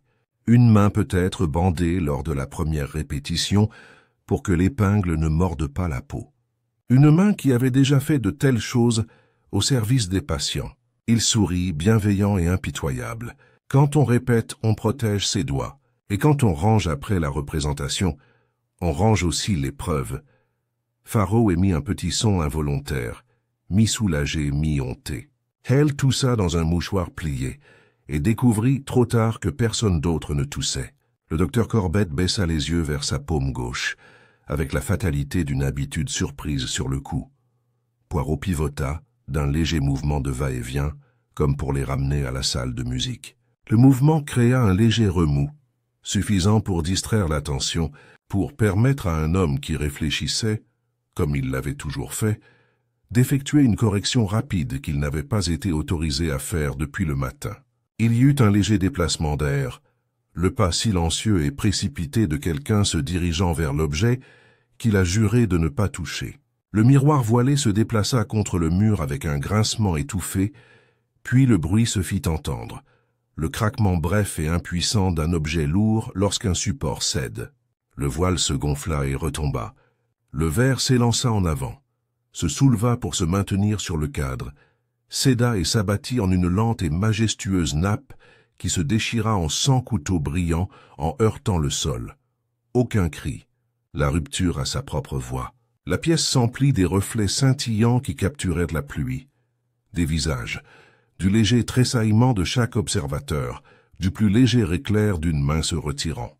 Puis le silence absolu, à l'exception des derniers fragments tremblants qui prenaient forme. Poirot ne bougea pas. « Il est instructif, dit-il calmement, de voir comment une maison protège ses secrets jusqu'à ce qu'elle comprenne que le secret vise à la ridiculiser. Alors, telle une grande dame, elle déchire la robe. » Giles retrouva enfin son mouvement. Il atteignit le verre tombé en 2 enjambées. « Arrêtez, personne ne bouge. »« Clara, reculez !» Il lança un regard si perçant que même l'agitation de Hale s'arrêta net. Il se pencha prudemment, puis leva les yeux avec une satisfaction qu'il ne prit pas la peine de dissimuler. Du sang. Pas beaucoup. Frais. Il tourna la tête comme un chien qui cherche l'odeur et la trouva aussitôt. Le docteur Corbett se tenait très droit, la pâleur de sa profession, maîtrisée, pragmatique, inondant son visage. Sur sa main gauche, allant du talon du pouce à la première phalange, une ligne rouge vif semblait presque convenable. « Je me suis coupé sur le support lorsque le tissu s'est accroché, dit-il, et l'effort pour faire de la phrase un fait l'a appauvri. » Les sourcils de Poirot parcoururent l'étendue d'une pensée ironique. « Le tissu s'est accroché il y a 3 minutes. Tu as saigné quand le miroir est tombé. » Il contourna l'îlot étincelant d'éclat avec la précision agile d'un chat refusant la boue. Il ne saisit pas la main du médecin. Il la regarda comme un homme regarde par la fenêtre. La coupure est superficielle, car la main a reculé sous la douleur. Pas le support, qui gît là comme une promesse non tenue. Le bord, ici peut-être. Il désigna une languette de verre brisée près de la plinthe, là où le cadre avait mordu en tombant. Il ne s'agenouilla pas encore. Il les força à regarder. Quand les hommes ont préparé un mensonge qu'ils comprennent, c'est le demi-savoir qui les détruit. Corbett ne parlait plus. Je tendis la main pour stabiliser le cadre. Il semblait sur le point d'écraser le pied de Clara. Il tourna légèrement la tête. Il n'était pas près de son pied. Clara secoua la tête, terrifiée à l'idée même d'être dans cette phrase. « J'étais à la porte, monsieur. » Et il trouva son baryton consterné. « C'est obscène. Un héritage familial. Mademoiselle Vale. » Mademoiselle Vale s'était signée de 2 doigts invisibles, un geste dont elle ne se souvenait plus depuis l'âge de 6 ans. Lorsqu'elle parla, ce fut dans un silence absolu. Si la salle est une scène, monsieur Hale, il faut bien admettre que les accessoires se contentent parfois d'eux-mêmes. Elle regarda Poirot. Ce n'était pas par sentimentalisme. La raison laisse des traces, dit Poirot. Il bougea enfin, s'agenouillant parmi les fragments sans les toucher. Il suivit du regard la ligne de la plinthe jusqu'à l'endroit où plus tôt la carte avait tiré un fil. Là, contre le bois, une petite tache de couleur le reconnut, un léger arc de rouge là où quelque chose avait appuyé et glissé. Il le désigna sans grand geste, une simple invitation à la vérité. « C'est ici, inspecteur, que la main gauche de notre régisseur s'est tendue pour enlever ce que j'avais déjà. » Il toucha son portefeuille de 2 doigts, ce que j'avais déjà emprunté. Le fil a disparu. La main est coupée. Il se releva. Le miroir n'était pas tombé parce qu'il était vieux. Il était tombé parce qu'un homme qui range ne pouvait se permettre de laisser derrière lui la moindre erreur visible. Le regard de Giles passa du frottis au sang, puis au médecin, et quelque chose en lui décida d'arrêter de faire semblant d'être professionnel. « Corbett, » dit-il avec une sincérité qui surprit la salle, « qu'as-tu fait hier soir ?» L'espace d'un instant, Corbett sembla sur le point de réciter le mot du gardien et les 10h30 avec la dignité qui l'avait soutenu sur 1000 lits de mort. Puis une autre honnêteté s'éleva en lui et la remplaça. « J'ai essayé d'empêcher une femme de faire une bêtise qui lui briserait le cœur. » Elle avait le genre de cœur qui se brise de honte plus vite que la plupart, inspecteur. Je l'ai vu. Je suis passé dans le couloir, oui, en retard. Je voulais persuader, insister pour un report. Il a employé le verbe que Lady Imogen avait souligné à Hale. Je l'ai trouvé déjà effrayé, et la main de quelqu'un d'autre avait été là avant la mienne. L'épingle! Il s'arrêta. Les muscles de sa mâchoire se contractèrent et se relâchèrent. Je l'ai prise ce matin parce que je craignais ce que cela dirait. D'une fille qui n'avait rien fait de mal. Vous ne le croirez pas. Il ne regarda pas Giles qui n'était pas là pour croire, mais Poirot qui l'était. La voix de Poirot était presque tendre. « Docteur, vous dites avoir essayé d'empêcher une femme de commettre des bêtises. Les hommes font des choses très dures, sous prétexte d'avoir essayé. » Il se tourna légèrement vers Faro sans prévenir. « Et vous, monsieur, vous avez été épargné d'une humiliation. Vous n'avez pas commis de meurtre. Vous avez trop écrit. Ne confondez pas sursis et vertu. » La bouche de Faro s'ouvrit et se referma avec gratitude. Il sembla reconnaître la forme à temps, et la garda pour lui. Hale a retrouvé son portefeuille comme un homme trouve une balustrade dans le noir. Cela ne prouve rien. Il désigna la ruine. Cela prouve, dit Poirot, que la psychologie que je recherche n'est pas celle de la rage, mais celle du rangement. Un homme qui, confronté au désordre, ne peut le supporter, même au prix de révéler sa présence. Un homme qui revient pour dire « pas maintenant », qui scelle alors qu'il devrait laisser ouvert, qui redresse un fermoir alors que le silence le sauverait. La lame exigeait de la répétition. La main exigeait du linge. L'esprit exigeait un miroir pour collaborer. Il regarda Miss Vale. Le prochain mouvement, madame, sera laid. La vérité remet toujours en cause l'idée que l'on se fait de soi-même. Mademoiselle Vale se redressa. Alors, laissez-la vous reprocher. Cette maison est lasse de se montrer maligne. Giles, avec cette réflexion machinale qui est à la fois son défaut et sa vertu, fit un demi-pas vers Corbett. « Vous m'accompagnerez, docteur. » Pour les questions, ajouta-t-il, car il appréciait toujours ses formes. Poirot leva la main. « Encore une gentillesse à l'ordre, inspecteur. » Il désigna le brocart voilant, maintenant taché là où il avait frôlé le bord brisé. « Couvrez les éclats. Nous allons, après tout, rendre un dernier hommage à un ver fidèle à sa nature. » Il retourna dans le couloir, comme s'il écoutait. Quelque part, une horloge commença à sonner l'heure, précise et indifférente. Il parla dans son sifflement. « Ce soir, nous nous réunirons. Pour l'instant, je pense que la maison mérite le repos. » Alors qu'ils sortèrent du vestiaire, l'odeur de Florence, faible, tenace, s'éleva une fois et sembla les accompagner dans les escaliers, dans l'air pur de la pluie. Le crépuscule s'accumulait dans les creux de l'Amberlake comme de l'encre se nivelant. Les lampes s'allumèrent, les tapis rassemblèrent en leurs ombres. Et la maison commença cette longue inspiration qui dure jusqu'à ce que le stress du dîner se calme. Poirot, qui appréciait un emploi du temps comme d'autres, apprécie la musique. Laissa l'inspecteur Giles avec un agent posté à l'escalier et fit un petit tour, non pas pour découvrir, mais pour permettre à la découverte de se produire dans ses lieux habituels. On se trahit dans les pièces qu'on croit être les siennes. Il trouva mademoiselle Vale dans le salon, son profil sculpté sous la lumière de la lampe. « Vous me pardonnerez encore une incivilité envers les habitudes, madame, » dit-il d'un ton léger.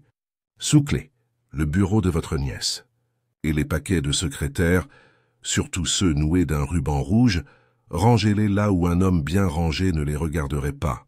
Elle ne demanda pas pourquoi. Elle sonna Clara et ensemble, Elles remirent des papiers avec le tact de femmes qui ont traversé des épreuves plus difficiles que de gérer leur deuil. Poirot observa juste assez longtemps pour s'assurer que la lettre cachetée que Hale avait remise était posée sur la table, un peu trop visiblement, comme un appât feignant de ne pas l'être.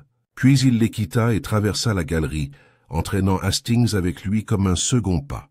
« Qu'attendons-nous » demanda Hastings à voix basse. « Par vanité, répondit Poirot. C'est ponctuel. » Il jeta un coup d'œil vers la porte du bureau au bout du couloir, dont le montant était orné d'un filet de lumière. La maison avait retrouvé sa posture d'écoute, celle d'un pianiste attendant le deuxième mouvement. « Nous resterons là où nous sommes, fantôme, mon ami, et nous laisserons une conscience rétablir l'ordre. » Ils ne restèrent pas longtemps des statues. La porte du bureau s'ouvrit avec le silence d'un homme qui tient les portes comme des réputations. Benedict Hale entra, son portefeuille sous le bras, son manteau brossé comme s'il l'avait brossé devant un miroir. Il marqua une pause.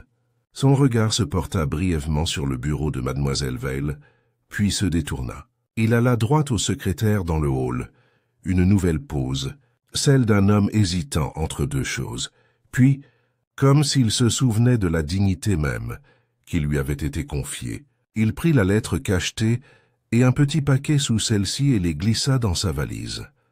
Poirot s'avança avec cette courtoisie qui lui est propre et qui transforme une interruption en invitation. « Fais-moi tout tête, Monsieur Hale, hein, murmura-t-il. Lorsqu'un document quitte la table d'une défunte, il faut qu'il honore ses volontés ou les vôtres. Lequel choisir ?» Hale tressaillit, puis se raidit. Ces papiers concernent les fonds de la Fondation et les agissements de feu Lord Vale, dit-il, se calmant presque au rythme de l'explication. Leur révélation maintenant.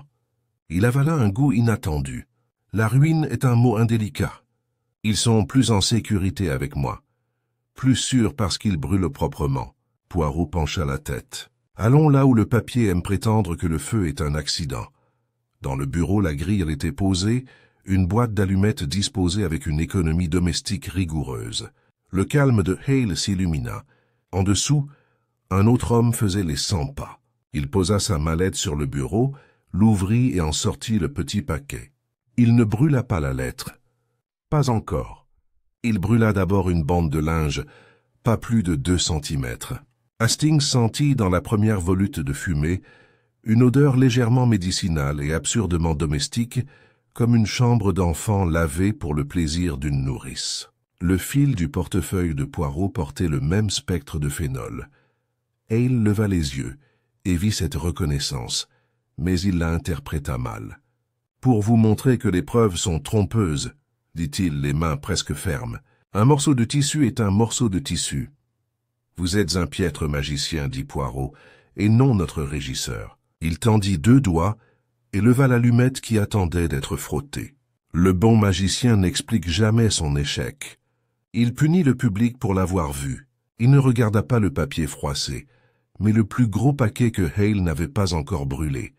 Ceci, monsieur, contient des lettres de Signor Salviati à feu Lord Vale, reconnaissant des sommes empruntées en garantie du miroir, des tableaux du salon de musique et d'un terrain discrètement non comptabilisé. On y trouve également vos assurances privées, écrites aux marchands, que la Fondation garantirait tout déficit. Vous avez mis votre réputation en gage. Si Lady Imogen annonçait ses fiançailles et insistait pour honorer la dette, votre arrangement deviendrait visible. Vos donateurs, comme vous les appelez, verraient comment vous avez préservé la visibilité des objets de famille en rendant l'avenir invisible. Hale entr'ouvrit les lèvres.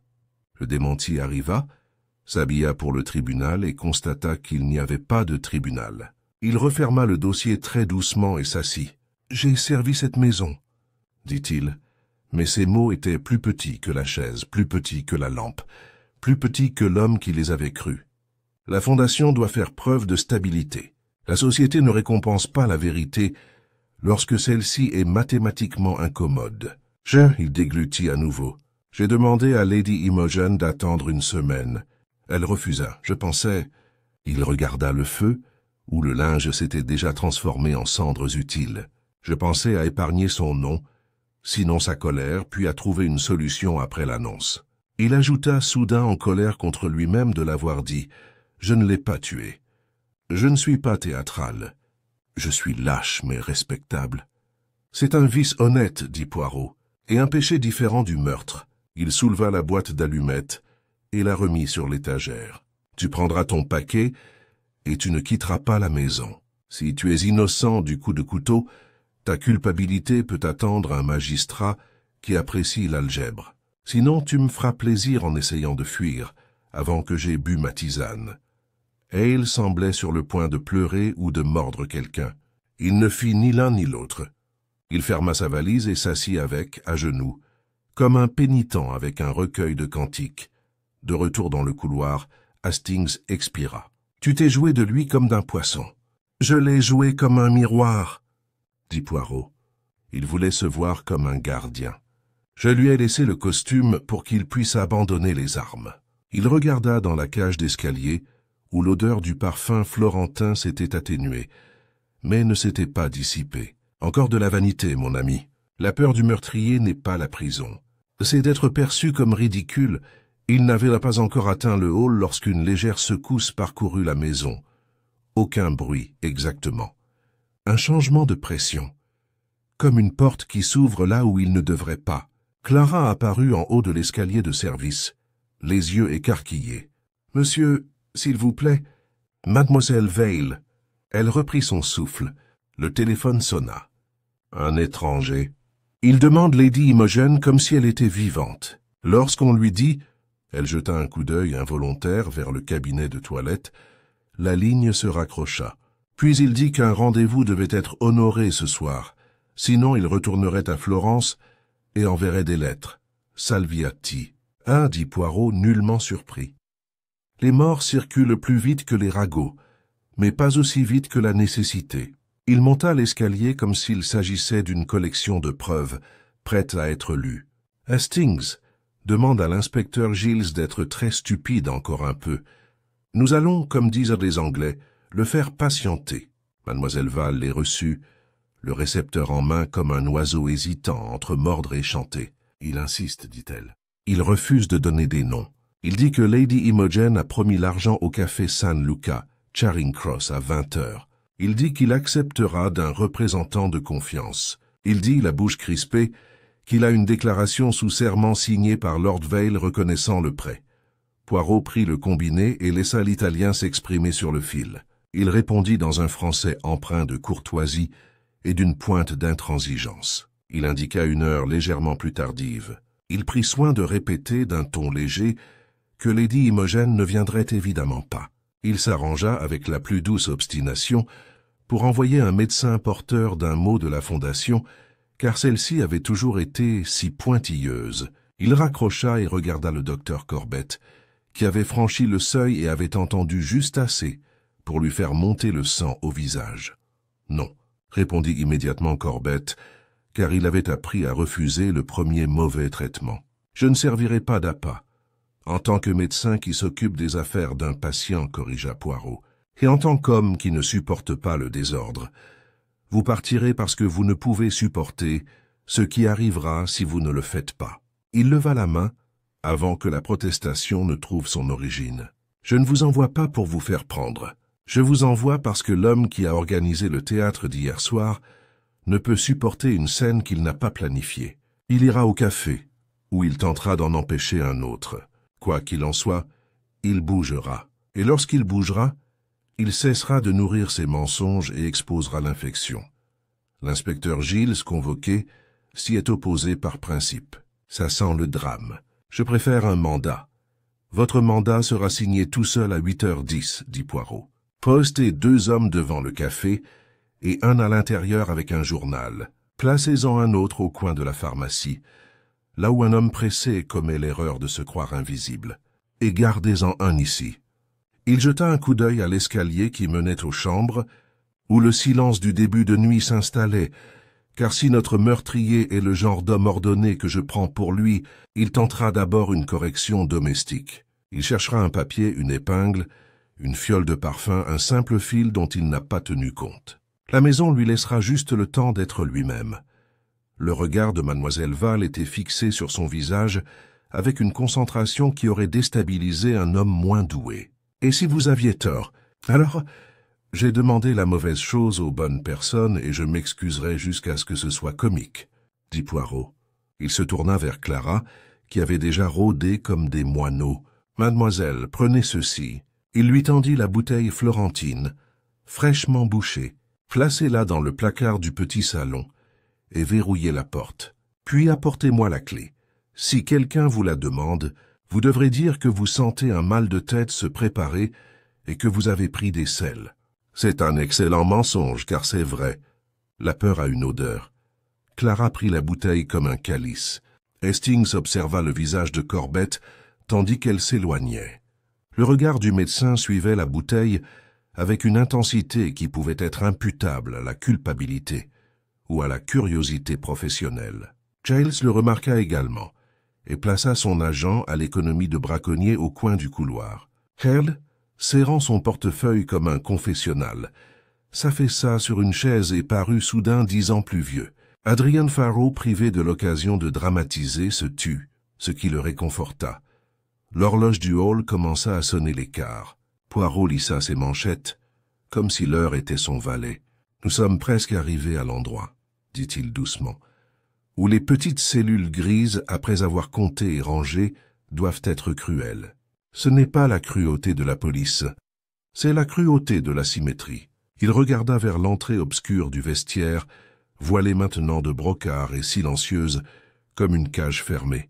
Quand le prochain bruit retentira, Hastings, ce sera le bruit d'un mensonge qui tente de se ranger dans l'obscurité. Ils attendirent. La maison retint son souffle, comme à l'affût de son propre nom.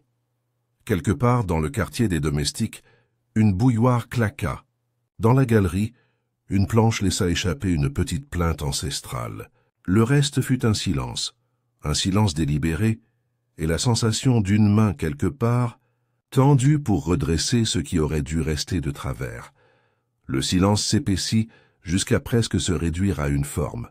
Poirot, qui ne perdait jamais son temps, le laissa durer une bonne demi-minute de plus qu'il ne lui semblait nécessaire. La maison s'y résigna puis s'agita. Du couloir lointain parvint un bruit ténu, une clé effleura le bois, puis une poignée essaya encore et encore, comme si on lui avait promis de céder si on la traitait correctement. L'agent à l'angle regarda l'inspecteur Giles. Giles regarda Poirot. Poirot fit un mouvement infime de l'index. « Attendez !» Un nouveau tremblement métallique, plus doux maintenant, comme si la main avait enveloppé la clé dans quelque chose pour l'étouffer. Poirot s'écarta et apparut avec la nonchalance d'un homme choisissant un biscuit. La silhouette à la porte du petit salon se retourna. Son visage était déjà calme, comme s'il avait préparé 2 expressions et choisi la moins dramatique. Le docteur Lyle Corbett abaissa la clé. « Une femme est malade dans l'office, » dit-il d'une voix douce. « Je suis venu chercher des sels. » Il jeta un coup d'œil à Clara. Une erreur, car Clara était là pour être regardée, puis au placard fermé à clé, comme offensée par sa pudeur.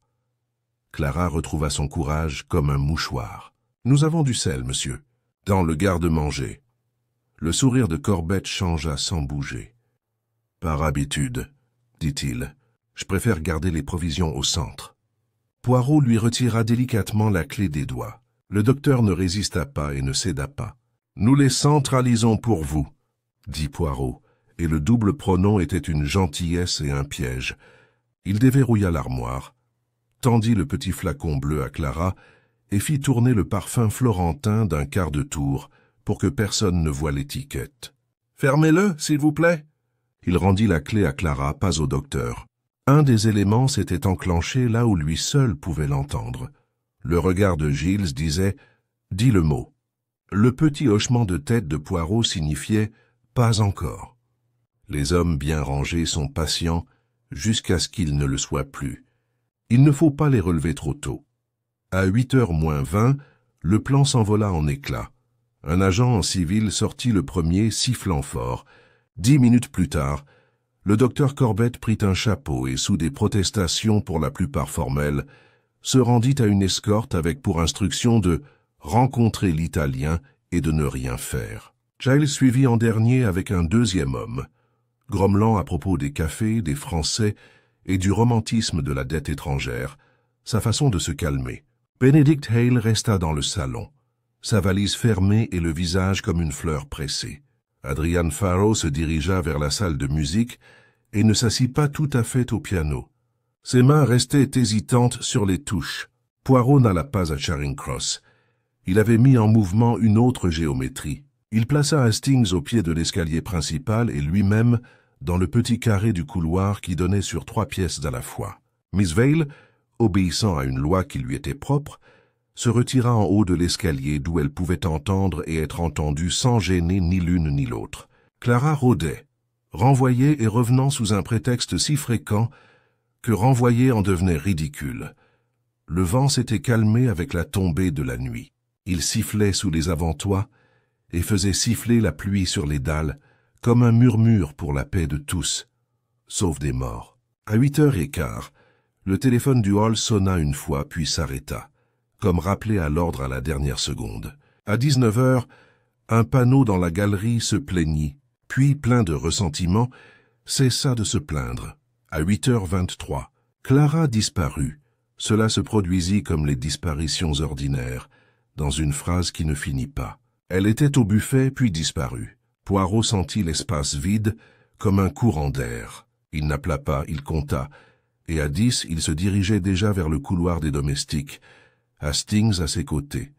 La porte du petit salon était restée telle qu'il l'avait laissée. La porte de l'office, toujours coincée, ne collait plus. Au-delà, l'arrière-cuisine sentait le savon et le métal humide. Il entendit, très faiblement, le choc d'une tête contre le bois fin lorsqu'un corps, plus surpris que blessé, atterrit là où un menteur l'a poussé.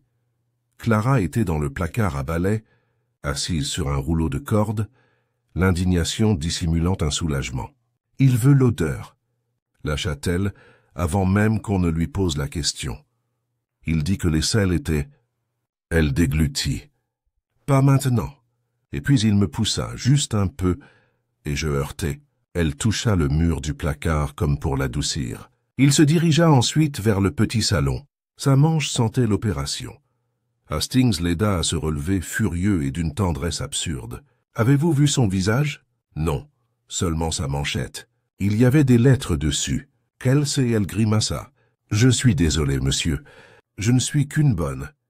Peut-être que j'imagine des lettres parce que je les connais. Imaginez ce que vous avez appris à nettoyer, » dit Poirot, et la tendresse de son ton transformait cette phrase en leçon plutôt qu'en compliment. Il ne se pressa pas. Il traversa le couloir des domestiques jusqu'à la petite place où il s'arrêta et inclina la tête d'un degré précis. Les pas sur les tapis ne sont pas sonores. Ils déplacent l'intention. Il sentit la présence dans l'air et recula de sorte que, tel le miroir de la vie, il vit ce qui se présentait avant les autres. Le docteur Corbett se tenait sur le seuil du petit salon. Il n'avait plus de chapeau.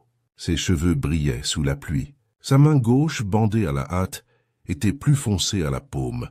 Il l'avait frottée contre quelque chose qui ne se souviendrait pas de lui. Il aperçut Poirot et s'arrêta. L'espace d'un instant, il ressembla à un homme sortant d'anesthésie et n'ayant pas encore choisi entre raconter son rêve et le garder. « Vous avez quitté le café rapidement », dit Poirot presque gentiment. Corbett sourit sans humour. L'homme n'était pas venu. Ou plutôt, il était venu, et c'était une invention. Votre ami en civil avait un journal qui ne tournait pas les pages. Chez une pharmacie, il y avait un policier dont les bottes ne grinçaient pas. Je recommande la retenue, mais je reconnais la farce, et pourtant tu t'es précipité pour revenir. Pourquoi faire? Le regard de Corbett se porta malgré lui vers le placard. Il le laissa faire, puis, avec une discipline qui aurait impressionné en une occasion moins cruelle, le reporta sur le visage de Poirot, pour éviter qu'une jeune femme ne soit rendue vulgaire, pour ôter le dernier ingrédient d'une histoire, pour, il serra les lèvres, empêcher Hale de mettre en scène une ruse légale avec des parfums et des lettres pendant que vous couriez après les Italiens. Hale, la voix de mademoiselle Vale provenait de l'escalier, froide et précise. Monsieur Hale, si je mets en scène quoi que ce soit, je le fais avant le déjeuner. Vous ne déposerez pas votre accessoire à ma porte. Corbett ne se retourna pas. Il observait le placard comme un homme observe une blessure qu'il devrait recoudre. Poirot émit un petit son d'excuse à la maison et fit un signe de tête à Hastings. « Ouvrez, s'il vous plaît. » La bouteille florentine reposait là où Clara l'avait posée, fade et innocente, l'étiquette tournée vers l'intérieur. Poirot la souleva et la posa sur la table. Une fine fissure remontait de la base jusqu'au flanc, aussi fine qu'une veine. Il y colla un ongle, comme on écoute une note sur un verre. Le son qui répondit était imparfait. Il dévissa le bouchon et ne pencha pas la bouteille. Il la tint droite. Dans l'air, au-dessus, vivaient deux fantômes.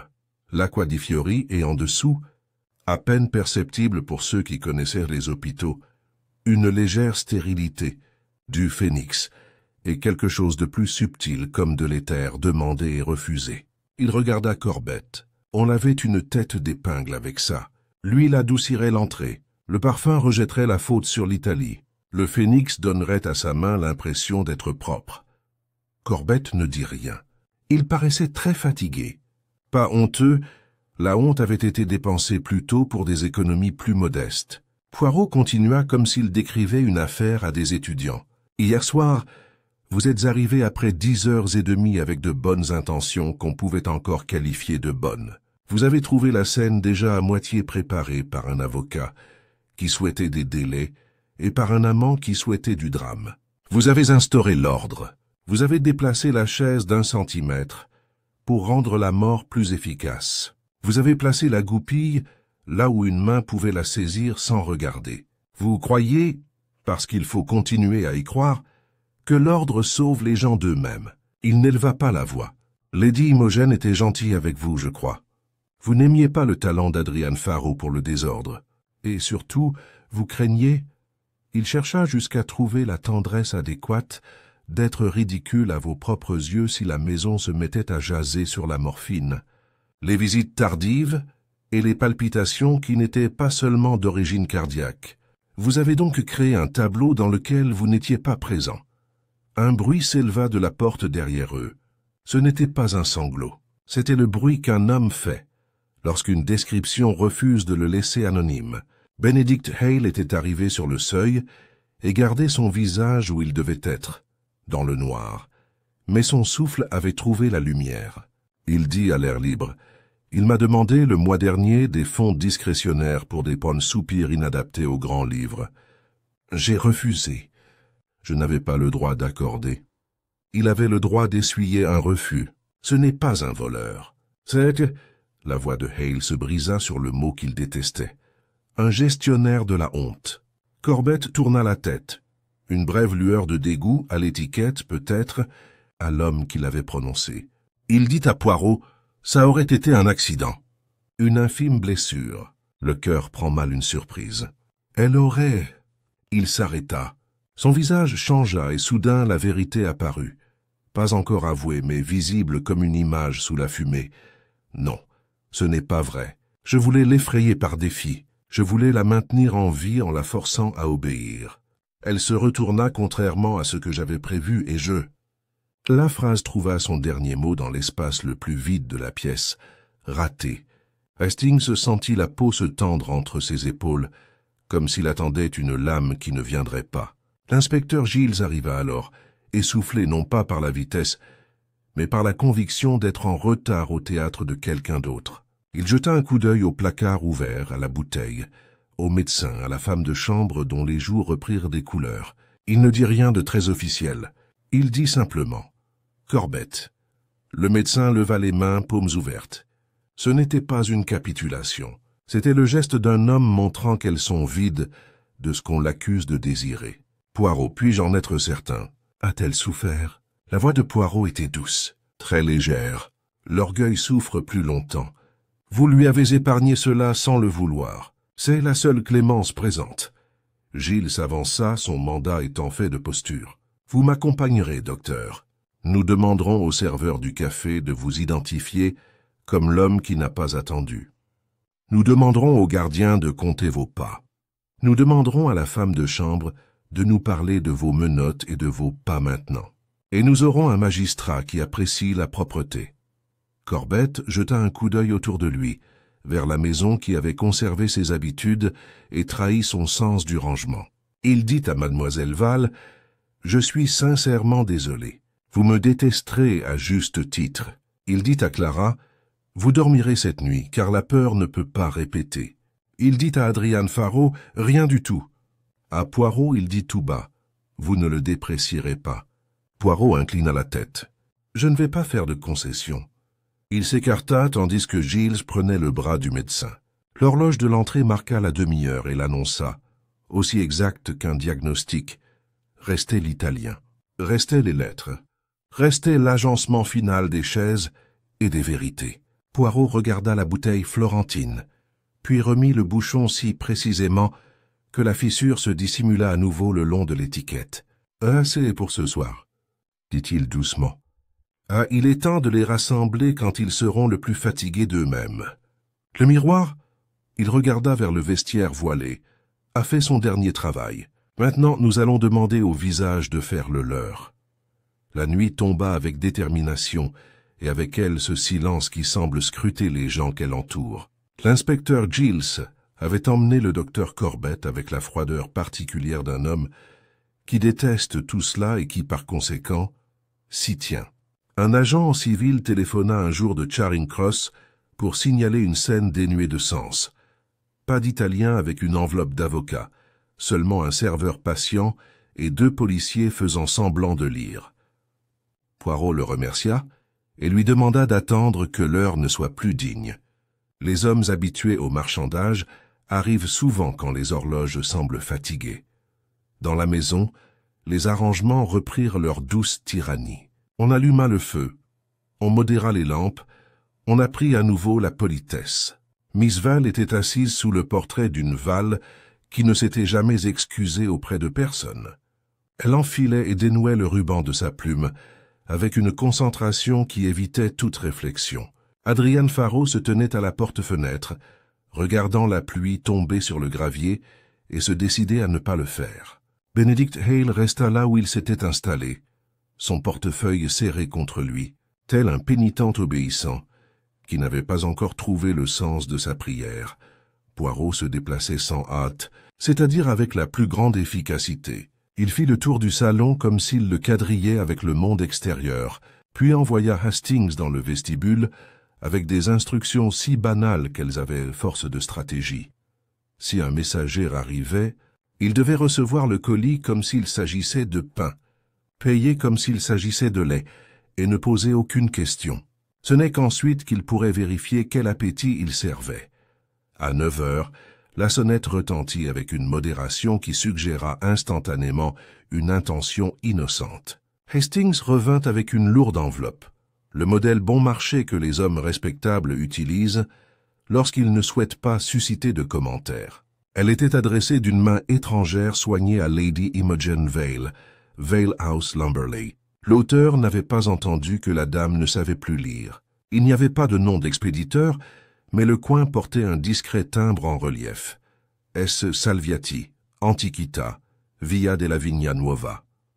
Poirot le soupesa dans sa paume, écoutant comme on écoute sa montre. Il le passa à mademoiselle Vale.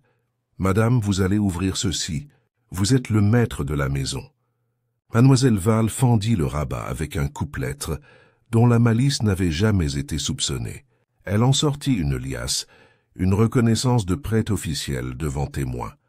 3 billets à ordre, chacun timbré payé en violet, datés seulement de la dernière quinzaine, et une courte lettre en italien que la vieille tante traduisit avec la vivacité d'une femme ayant autrefois flirté avec Florence et décliné l'offre. Signor Salviati regretta l'inquiétude causée, annonça que les sommes dues avaient été versées par virement bancaire le matin même et pria Lady Imogen de considérer l'affaire comme close. Il ajouta, d'une phrase presque souriante, qu'il conservait une profonde admiration pour la collection Vale et espérait voir un jour le miroir qui ne flatte pas. Remis à sa place, Adrian Faro retira son souffle, soulagement ou humiliation, difficile de dire. Kyle émit un son étranglé, un peu comme un homme découvrant une faute d'impression sur son épitaphe. Ses lèvres formèrent des figures. Ces figures ne lui plaisaient pas. Payé par qui? Parvint-il enfin à le convaincre? D'après les comptes discrétionnaires de la Fondation, dit Poirot, et lorsque Hale hocha la tête, il leva la main. Pas par vous, monsieur, par Lady Imogen. Il fit un signe de tête à mademoiselle Vale. Le projet a peut-être été rédigé il y a 3 jours, lorsque votre nièce avait précisément anticipé cette scène et choisi d'y arriver sans vergogne. Elle vous a demandé, monsieur Hale, la procédure. Vous avez suggéré un délai. Elle a refusé, et s'est arrangée en privé pour vous rendre insignifiant. Il tourna la dernière page du doigt. Et voici le revers de la médaille. Une quittance pour service de restauration. Concernant le cadre vénitien, payé à un doreur florentin l'année dernière. Votre miroir a déjà été réparé. Il aurait survécu à la chute de la nuit dernière si la conscience n'avait pas mis la main là où la technique avait un jour concédé une faiblesse. Mademoiselle. Val regarda les timbres violets impeccables comme s'il s'agissait de médailles décernées à titre posthume. Ma nièce, dit-elle, n'aurait pas vécu en étant assujettie au ragot. C'est une forme particulière de courage. Les mains de Hale se posèrent sur le portefeuille. Puis Il s'arrêta. La phrase hésitait entre avouer ou se défendre. Finalement, elle choisit le juste milieu. Je craignais plus la révélation de la Fondation que je ne croyais à l'action d'Imogen. Je me félicitais de ma prudence. J'apprendrais à me féliciter de rien du tout. Il ferma les yeux et les rouvrit, comme le font les hommes qui n'ont pas dormi et doivent faire semblant d'être au matin. Tu crois que j'ai aidé le docteur? Je crois que vous avez soigné la scène et réprimandé les acteurs. Dit Poirot d'un ton doux. C'est la même énergie, mais avec un style différent. Il laissa les mots là où ils étaient utiles et se tourna vers Hastings. La deuxième chose, s'il vous plaît. Hastings sortit, avec cet air de triomphe légèrement coupable qui accompagne un bon coup de main, un morceau de papier timbré plié. L'homme en civil du café l'avait envoyé par son élève. Un mot griffonné à 20h10. Italien 50 ans, attendre 5 minutes, dépôt de l'enveloppe chez le maître d'hôtel. Description. Chapeau, moustache, l'armure respectable d'un émigrant qui refuse de ressembler au monde. Il vit notre médecin entrer et sortir aussitôt. Aucun contact. Le maître d'hôtel le décrivit comme l'homme aux mains propres. L'inspecteur Giles, revenu par la porte latérale, l'air légèrement embaumé d'un mandat d'arrêt humide, lut le mot et afficha une grimace à mi-chemin entre satisfaction et indigestion. L'Italien n'existe donc, et il n'est pas notre scélérat. Je voudrais qu'il prouve son authenticité et son courage, mais... Il grogna. On en reste là. Cela nous laisse là où nous devons être, dit Poirot. Il n'éleva pas la voix. Il en avait rarement besoin. Il regarda Miss Vale. Il nous faut un souvenir avant de réunir tout le monde. Quand votre nièce a-t-elle demandé pour la première fois que ce miroir soit recouvert? Les doigts de mademoiselle Vale s'arrêtèrent sur le ruban. Au bal d'hiver, dit-elle, et son ton suggérait que la mémoire était un ennemi qui venait d'entrer dans la pièce. Il y eut une scène, rien de vulgaire, simplement une de ces soirées charitables où l'on est tenu de devenir plus gai que nature. Imogen avait été nerveuse. Le docteur Corbett lui avait donné quelque chose. Rien d'inconvenant, me dit-il. Un breuvage pour le cœur. Elle dansa 2 fois, puis alla dans la loge et se vit, elle-même, pâle. Elle me confia plus tard qu'elle ne reconnaissait pas la femme dans le miroir et pensa « Si je ne choisis pas qui je suis très vite, d'autres le feront pour moi. » Le voile fut levé le lendemain matin et ne fut retiré que la nuit dernière sur son insistance, car elle disait en avoir assez de voir la peur même décemment voilée. Les yeux de Poirot avaient une étrange douceur. « Merci, madame. » « C'est suffisant. » Il se tourna vers Guile. « Vous avez le médecin. Vous avez le parfum. Vous avez le fil. Vous avez la répétition.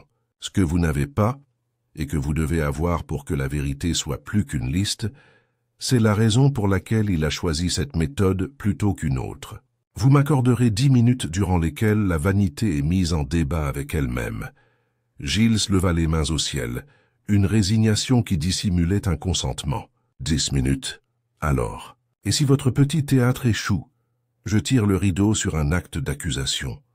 Poirot disposa la salle, autrement dit, il disposa les invités. Il plaça Hale là où le trumeau l'aurait autrefois retenu.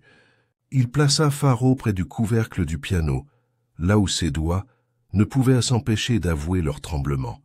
Il installa Miss Vale là où elle pouvait présider sans pardonner. Il laissa une chaise vide au docteur Corbett, une absence aussi éloquente que sa présence. Il demanda à Clara de se tenir derrière lui et de poser sa main sur le dossier de sa chaise, afin qu'elle ne se sente pas bannie par sa classe. Il plaça Hastings à la porte avec instruction de ne laisser entrer personne et de permettre à chacun d'entendre. Puis il se leva simplement debout et la salle fit le reste, installée, tendue, attendant. « Vous supposerez, dit Poirot, que je m'apprête à accomplir un tour de prestidigitation. » Il écarta les mains. « Je ne suis pas un prestidigitateur. Je ne suis qu'un tyran de l'ordre. » Il laissa échapper un sourire. La nuit dernière, un esprit a décidé que la mort pouvait être ordonnée. Il souhaitait empêcher l'humiliation. D'une femme, d'une maison, d'elle-même. Il a répété la peur, car la peur obéit plus vite que l'amour. Il a choisi le miroir, car les miroirs ne discutent pas. Ils renvoient ce qu'on leur présente, et le renvoient en arrière, ce qui est la direction favorite du meurtrier. Il jeta un coup d'œil à Faro. Un écrivain imagine un public et se persuade que le public le mérite. Il jeta un coup d'œil à Hale. Un avocat imagine un scandale et se persuade qu'on ne peut pas confier au public des bribes de vérité. Il regarda la chaise vide. Un médecin imagine une catastrophe et se persuade que la prévention excuse le théâtre. Dans chaque cas, le péché est le même. Le patient est remplacé par le cas. Hale déglutit. « Tu diras que je suis coupable d'une version moindre. »« Je dirai, dit Poirot d'une voix calme, que si vous aviez été courageux pendant 5 minutes et imprudent pendant 5 semaines, une femme n'aurait pas affronté son reflet seule. Mais ce n'est pas votre procès. » Il tourna légèrement la tête, comme s'il écoutait une voix qui l'attendait. Il sortit de son portefeuille le filament de lin et le posa sur le bois noir du piano, où il paraissait indécemment petit. Il posa à côté la bouteille florentine, maintenant fêlée là où une conscience l'avait trop pressée, et la seconde longue épingle à tête de perle, polie avec une absurde innocence. Il ne toucha pas au coupe-papier sans fourreau, car l'inspecteur le tenait, mais il permit à la salle de s'en souvenir. « Ce sont là, dit-il, des accessoires. Ils sont très fiers. Ils croient avoir créé un drame. » Ce n'était pas le cas. Ils illustrent seulement que le meurtrier ne pouvait supporter une scène qui ne se conclurait pas comme il l'avait imaginé. Il y eut un bruissement à la porte. L'agent de police parla à voix basse à Hastings. Hastings, tout aussi calmement, s'adressa à Poirot par l'épaule. Une voiture s'était arrêtée.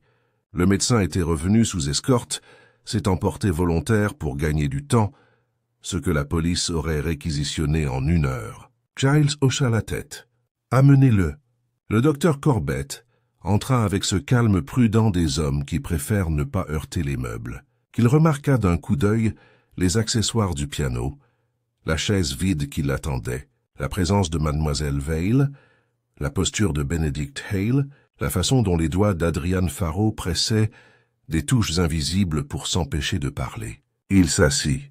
Son regard trouva le fil sur l'ébène comme un cil sur une page. Sa bouche se crispa puis se détendit, comme s'il avait laissé le verdict se lire. Poirot ne s'adressa pas immédiatement à lui. Il s'adressa à mademoiselle Vale. « Madame, votre nièce écrivait dans la lettre que M. Hale lui avait remise qu'elle souhaitait repartir de zéro. C'est l'expression d'une romantique, mais aussi d'une moraliste. Elle avait choisi hier pour lever le voile du miroir et de sa vie. Un homme qui aimait l'ordre plus qu'elle ne l'aimait décida de l'aider à garder un de ses voiles. Il choisit la peur comme assistante. Il plaça un observateur là où il n'y en avait pas. Il plaça une blessure qui ne ferait honte à personne par le sang. Il plaça une porte qui parlerait pour lui. Il prit enfin les dispositions nécessaires pour remettre en ordre ce qui s'était égaré ce matin et, ce faisant, s'était coupé. Les mains de Corbett restèrent immobiles sur ses genoux. Lorsqu'il parla, la forme de ses mots évoquait celle de quelqu'un qui avait sauvé des vies et en avait perdu une. « Vous m'avez forgé une théorie, » dit-il. « Vous allez maintenant exiger des aveux pour que votre théorie devienne réalité. »« Non, dit Poirot d'une voix presque bienveillante. Je vous demanderai seulement de me permettre de vous dire la seule chose que vous ne vous êtes pas avouée. La lame n'était pas destinée à tuer. Vous vouliez une piqûre qui effrayerait? Vous avez mal évalué l'angle, même infime. Ceux qui copient l'anatomie dans les livres ne respectent pas toujours la panique de la chair. Il retira le fil, et ensuite, vous mettez du linge entre vos doigts et l'instrument, car vous détestez la graisse sur vos mains presque autant que vous détestez être moqué par hasard. C'est toute la vérité. Laid, lâche, sans grandeur. Il inclina la tête. Il est temps, docteur, pour le dernier arrangement, celui où la vanité n'est pas consultée. Nous nous réunirons dans le vestiaire, non pas parce que le miroir mérite un rappel, mais parce que les morts méritent qu'on s'y attarde. Alors vous parlerez, et la maison cessera d'écouter les mensonges. Le souffle de Gilles s'échappa comme celui d'un homme qui soulève un poids. 11 heures alors, dit-il, une seule pièce, tous. Et si quelqu'un s'avise de filer, mes bottes prouveront qu'elles savent grincer. Il fit un geste, et le cercle s'éleva non pas contraint, mais attiré par une gravité qui avait enfin trouvé son centre. La maisonnée se rassembla de nouveau dans le dressing, comme attirée par une gravité invisible, vers le lieu où tout avait commencé. Le miroir brisé avait été soigneusement retiré, ses fragments rassemblés dans des boîtes et entreposés dans le vestibule, mais l'absence de son reflet donnait une impression étrangement plus petite à la pièce. Seul le brocart subsistait, étendu sur le mur tel un voile sur un visage qui avait déjà dit sa vérité. Une lampe unique éclairait faiblement la table près du fauteuil de Lady Imogen. Le parfum de Florence persistait, ce parfum délicat qui masquait une précision aseptique. Poirot se tenait au centre, impeccable malgré une nuit d'épuisement, les mains jointes, son regard parcourant lentement chaque visage. L'inspecteur Gilles était près de la porte, son expression, le masque solide de la procédure, dissimulant à peine l'admiration lasse d'un homme qui en avait vu un autre accomplir son travail à la perfection. Mademoiselle Vol se tenait droite, sa canne à côté d'elle, telle une matriarche de la raison face à la ruine. Le visage d'Adrian Faro était pâle mais calme à présent, le trouble s'étant transformé en une résignation sourde. Benedict Hale se tenait un peu en retrait, les épaules voûtées, sa serviette oubliée par terre, et près de l'âtre, avec ce sang-froid obstiné de celui qui a enfin capitulé devant l'inéluctable, le docteur Lyle Corbett attendait. Poirot commença doucement, comme s'il s'adressait à la salle elle-même. C'est curieux, mes amis, que l'on parle du crime comme d'un chaos. Mais en vérité, le meurtre naît souvent de l'ordre. On range, on arrange, on efface ce qui ne cadre pas. Et ainsi, en recherchant la propreté, on crée le plus grand désordre qui soit. Il se tourna vers le médecin. « Vous êtes un homme de précision, docteur Corbett. Vous guérissez en mesurant, en régulant, en rétablissant l'équilibre. Pourtant, lorsque Lady Imogen Vale a outrepassé vos conseils, lorsqu'elle a cherché à vivre à sa guise, vous avez ressenti quelque chose de terrible. Pas de la haine, non, de la peur. La peur que sa désobéissance ne révèle votre faiblesse, que son cœur défie votre science, votre contrôle. Vous êtes venu ici cette nuit-là pour la sauver de ce que vous appeliez la folie, et pour préserver l'ordre de votre monde. » La mâchoire de Corbett se serra, mais il ne l'interrompit pas. La voix de Poirot s'adoucit, sa mélodie plus douloureuse qu'accusatrice. « Vous avez préparé votre entrée. Vous avez placé la chaise et testé l'angle du miroir. Vous avez préparé l'arme. Une longue épingle à chapeau trempée dans du parfum pour masquer l'odeur chimique de la stérilisation. Vous vouliez lui infliger une leçon, pas la tuer. Vous vouliez l'effrayer, juste un peu, pour qu'elle obéisse. Mais le cœur, mon ami, est comme un oiseau effrayé. On ne peut l'effrayer sans l'écraser. La lame s'est enfoncée trop profondément, la surprise trop grande. Et en cet instant, l'esprit qui vit pour sauver des vies est devenu celui qui en prend une. Il laissa le silence s'installer, non pas le lourd silence de l'accusation, mais celui plus léger de la vérité s'installant à sa place. Hastings s'agita, mal à l'aise, comme s'il craignait de le rompre. Les yeux de mademoiselle Vale brillaient de larmes contenues, sa dignité, seul voile entre le chagrin et la rage. Poirot poursuivit, le ton plus sec. « Ensuite, vous avez agi comme les hommes d'esprit agissent toujours entre panique et orgueil. Vous avez rangé Vous avez verrouillé la porte, lissé sa robe, nettoyé l'épingle, effacé le moindre signe de vie. Vous vous êtes dit qu'elle serait trouvée telle qu'elle souhaitait être vue, calme, intacte. Mais vous avez oublié une chose, le miroir. Il ne reflétait pas ce que vous faisiez, mais ce que vous étiez. Le léger rouge de votre linge laissait un murmure sur la vitre, et le fil que vous avez arraché dans votre hâte vous a trahi. Corbett inclina légèrement la tête, un aveu tacite mais complet. « Je pensais, » murmura-t-il, « qu'en faisant passer cela pour son choix, cela préserverait sa réputation. »« Sa réputation, oui, » dit Poirot d'une voix calme, « et la vôtre. La grande ironie, docteur, c'est qu'en tuant pour protéger votre dignité, vous la lui avez rendue. On se souviendra d'elle non pas pour le scandale, mais pour le mystère, et pour la clémence que vous aviez imaginée, mais que vous n'avez pas comprise. » Mademoiselle Vail se leva, s'appuyant légèrement sur sa canne. « Alors elle est morte en se croyant en sécurité ?» Poirot se tourna vers elle, l'air attendri. « Elle est morte sans peur. Le coup a été brutal, et elle n'a pas eu le temps de comprendre la tromperie. Pour elle, le miroir ne mentait pas. » Earl expira en tremblant, comme une prière. « Et pour nous autres ?» Dites « Pour nous tous, » dit Poirot. « Le miroir nous dira toujours la vérité, si nous osons nous regarder. Monsieur Hale, vos dissimulations de dette étaient insignifiantes à côté de cela, et pourtant elles ont marqué le début de la chaîne. Vous craignez d'être démasqué. Vous avez créé le secret, et le secret est la scène où se joue la tragédie. Soyez réconfortés, en sachant que vous n'êtes coupable que de silence. » Il fit face à Adrian Farrow en dernier. Le jeune homme avait le regard vide, le rêve de ses fiançailles réduit en cendres. « Monsieur Farrow, vous aussi êtes innocent, mais pas irréprochable. Vous l'aimiez, mais vous ne la compreniez pas. Vous écriviez sur l'émotion, mais craigniez de la ressentir véritablement. Lady Imogen avait besoin de courage à ses côtés, pas de l'admiration d'un écrivain. Pourtant, je crois qu'elle vous aimait. » Farrow déglutit. « Alors elle savait ?»« Elle savait, » ça dit doucement Poirot, « que vous la rendriez immortelle par vos mots. Et vous le ferez. » 11 heures sonnèrent. L'inspecteur Giles s'avança avec la cérémonie de son bureau. Corbett se leva avant qu'on ne lui pose la question, avec le sang-froid d'un homme qui affrontera la justice comme s'il s'agissait d'un diagnostic de plus. Tandis que l'inspecteur le conduisait vers la porte, Poirot lança doucement. « Docteur, une dernière question. Quand vous vous êtes regardé dans le miroir ce soir-là, avant ou après, vous êtes-vous vu clairement ?» Corbett hésita. Le silence fut suffisamment long pour devenir une réponse. « Non, » dit-il enfin, « je n'ai vu qu'elle. C'était mon erreur. » Et puis il est parti. Les quelques survivants s'attardèrent dans cet étrange silence laissé par la vérité. Miss Vail se tourna vers Poirot, la voix dénuée de toute hauteur. « Vous êtes un homme cruel, monsieur Poirot, mais juste. » Il s'inclina, un léger sourire effleurant ses lèvres. « La cruauté, madame, n'est que le prix de l'honnêteté.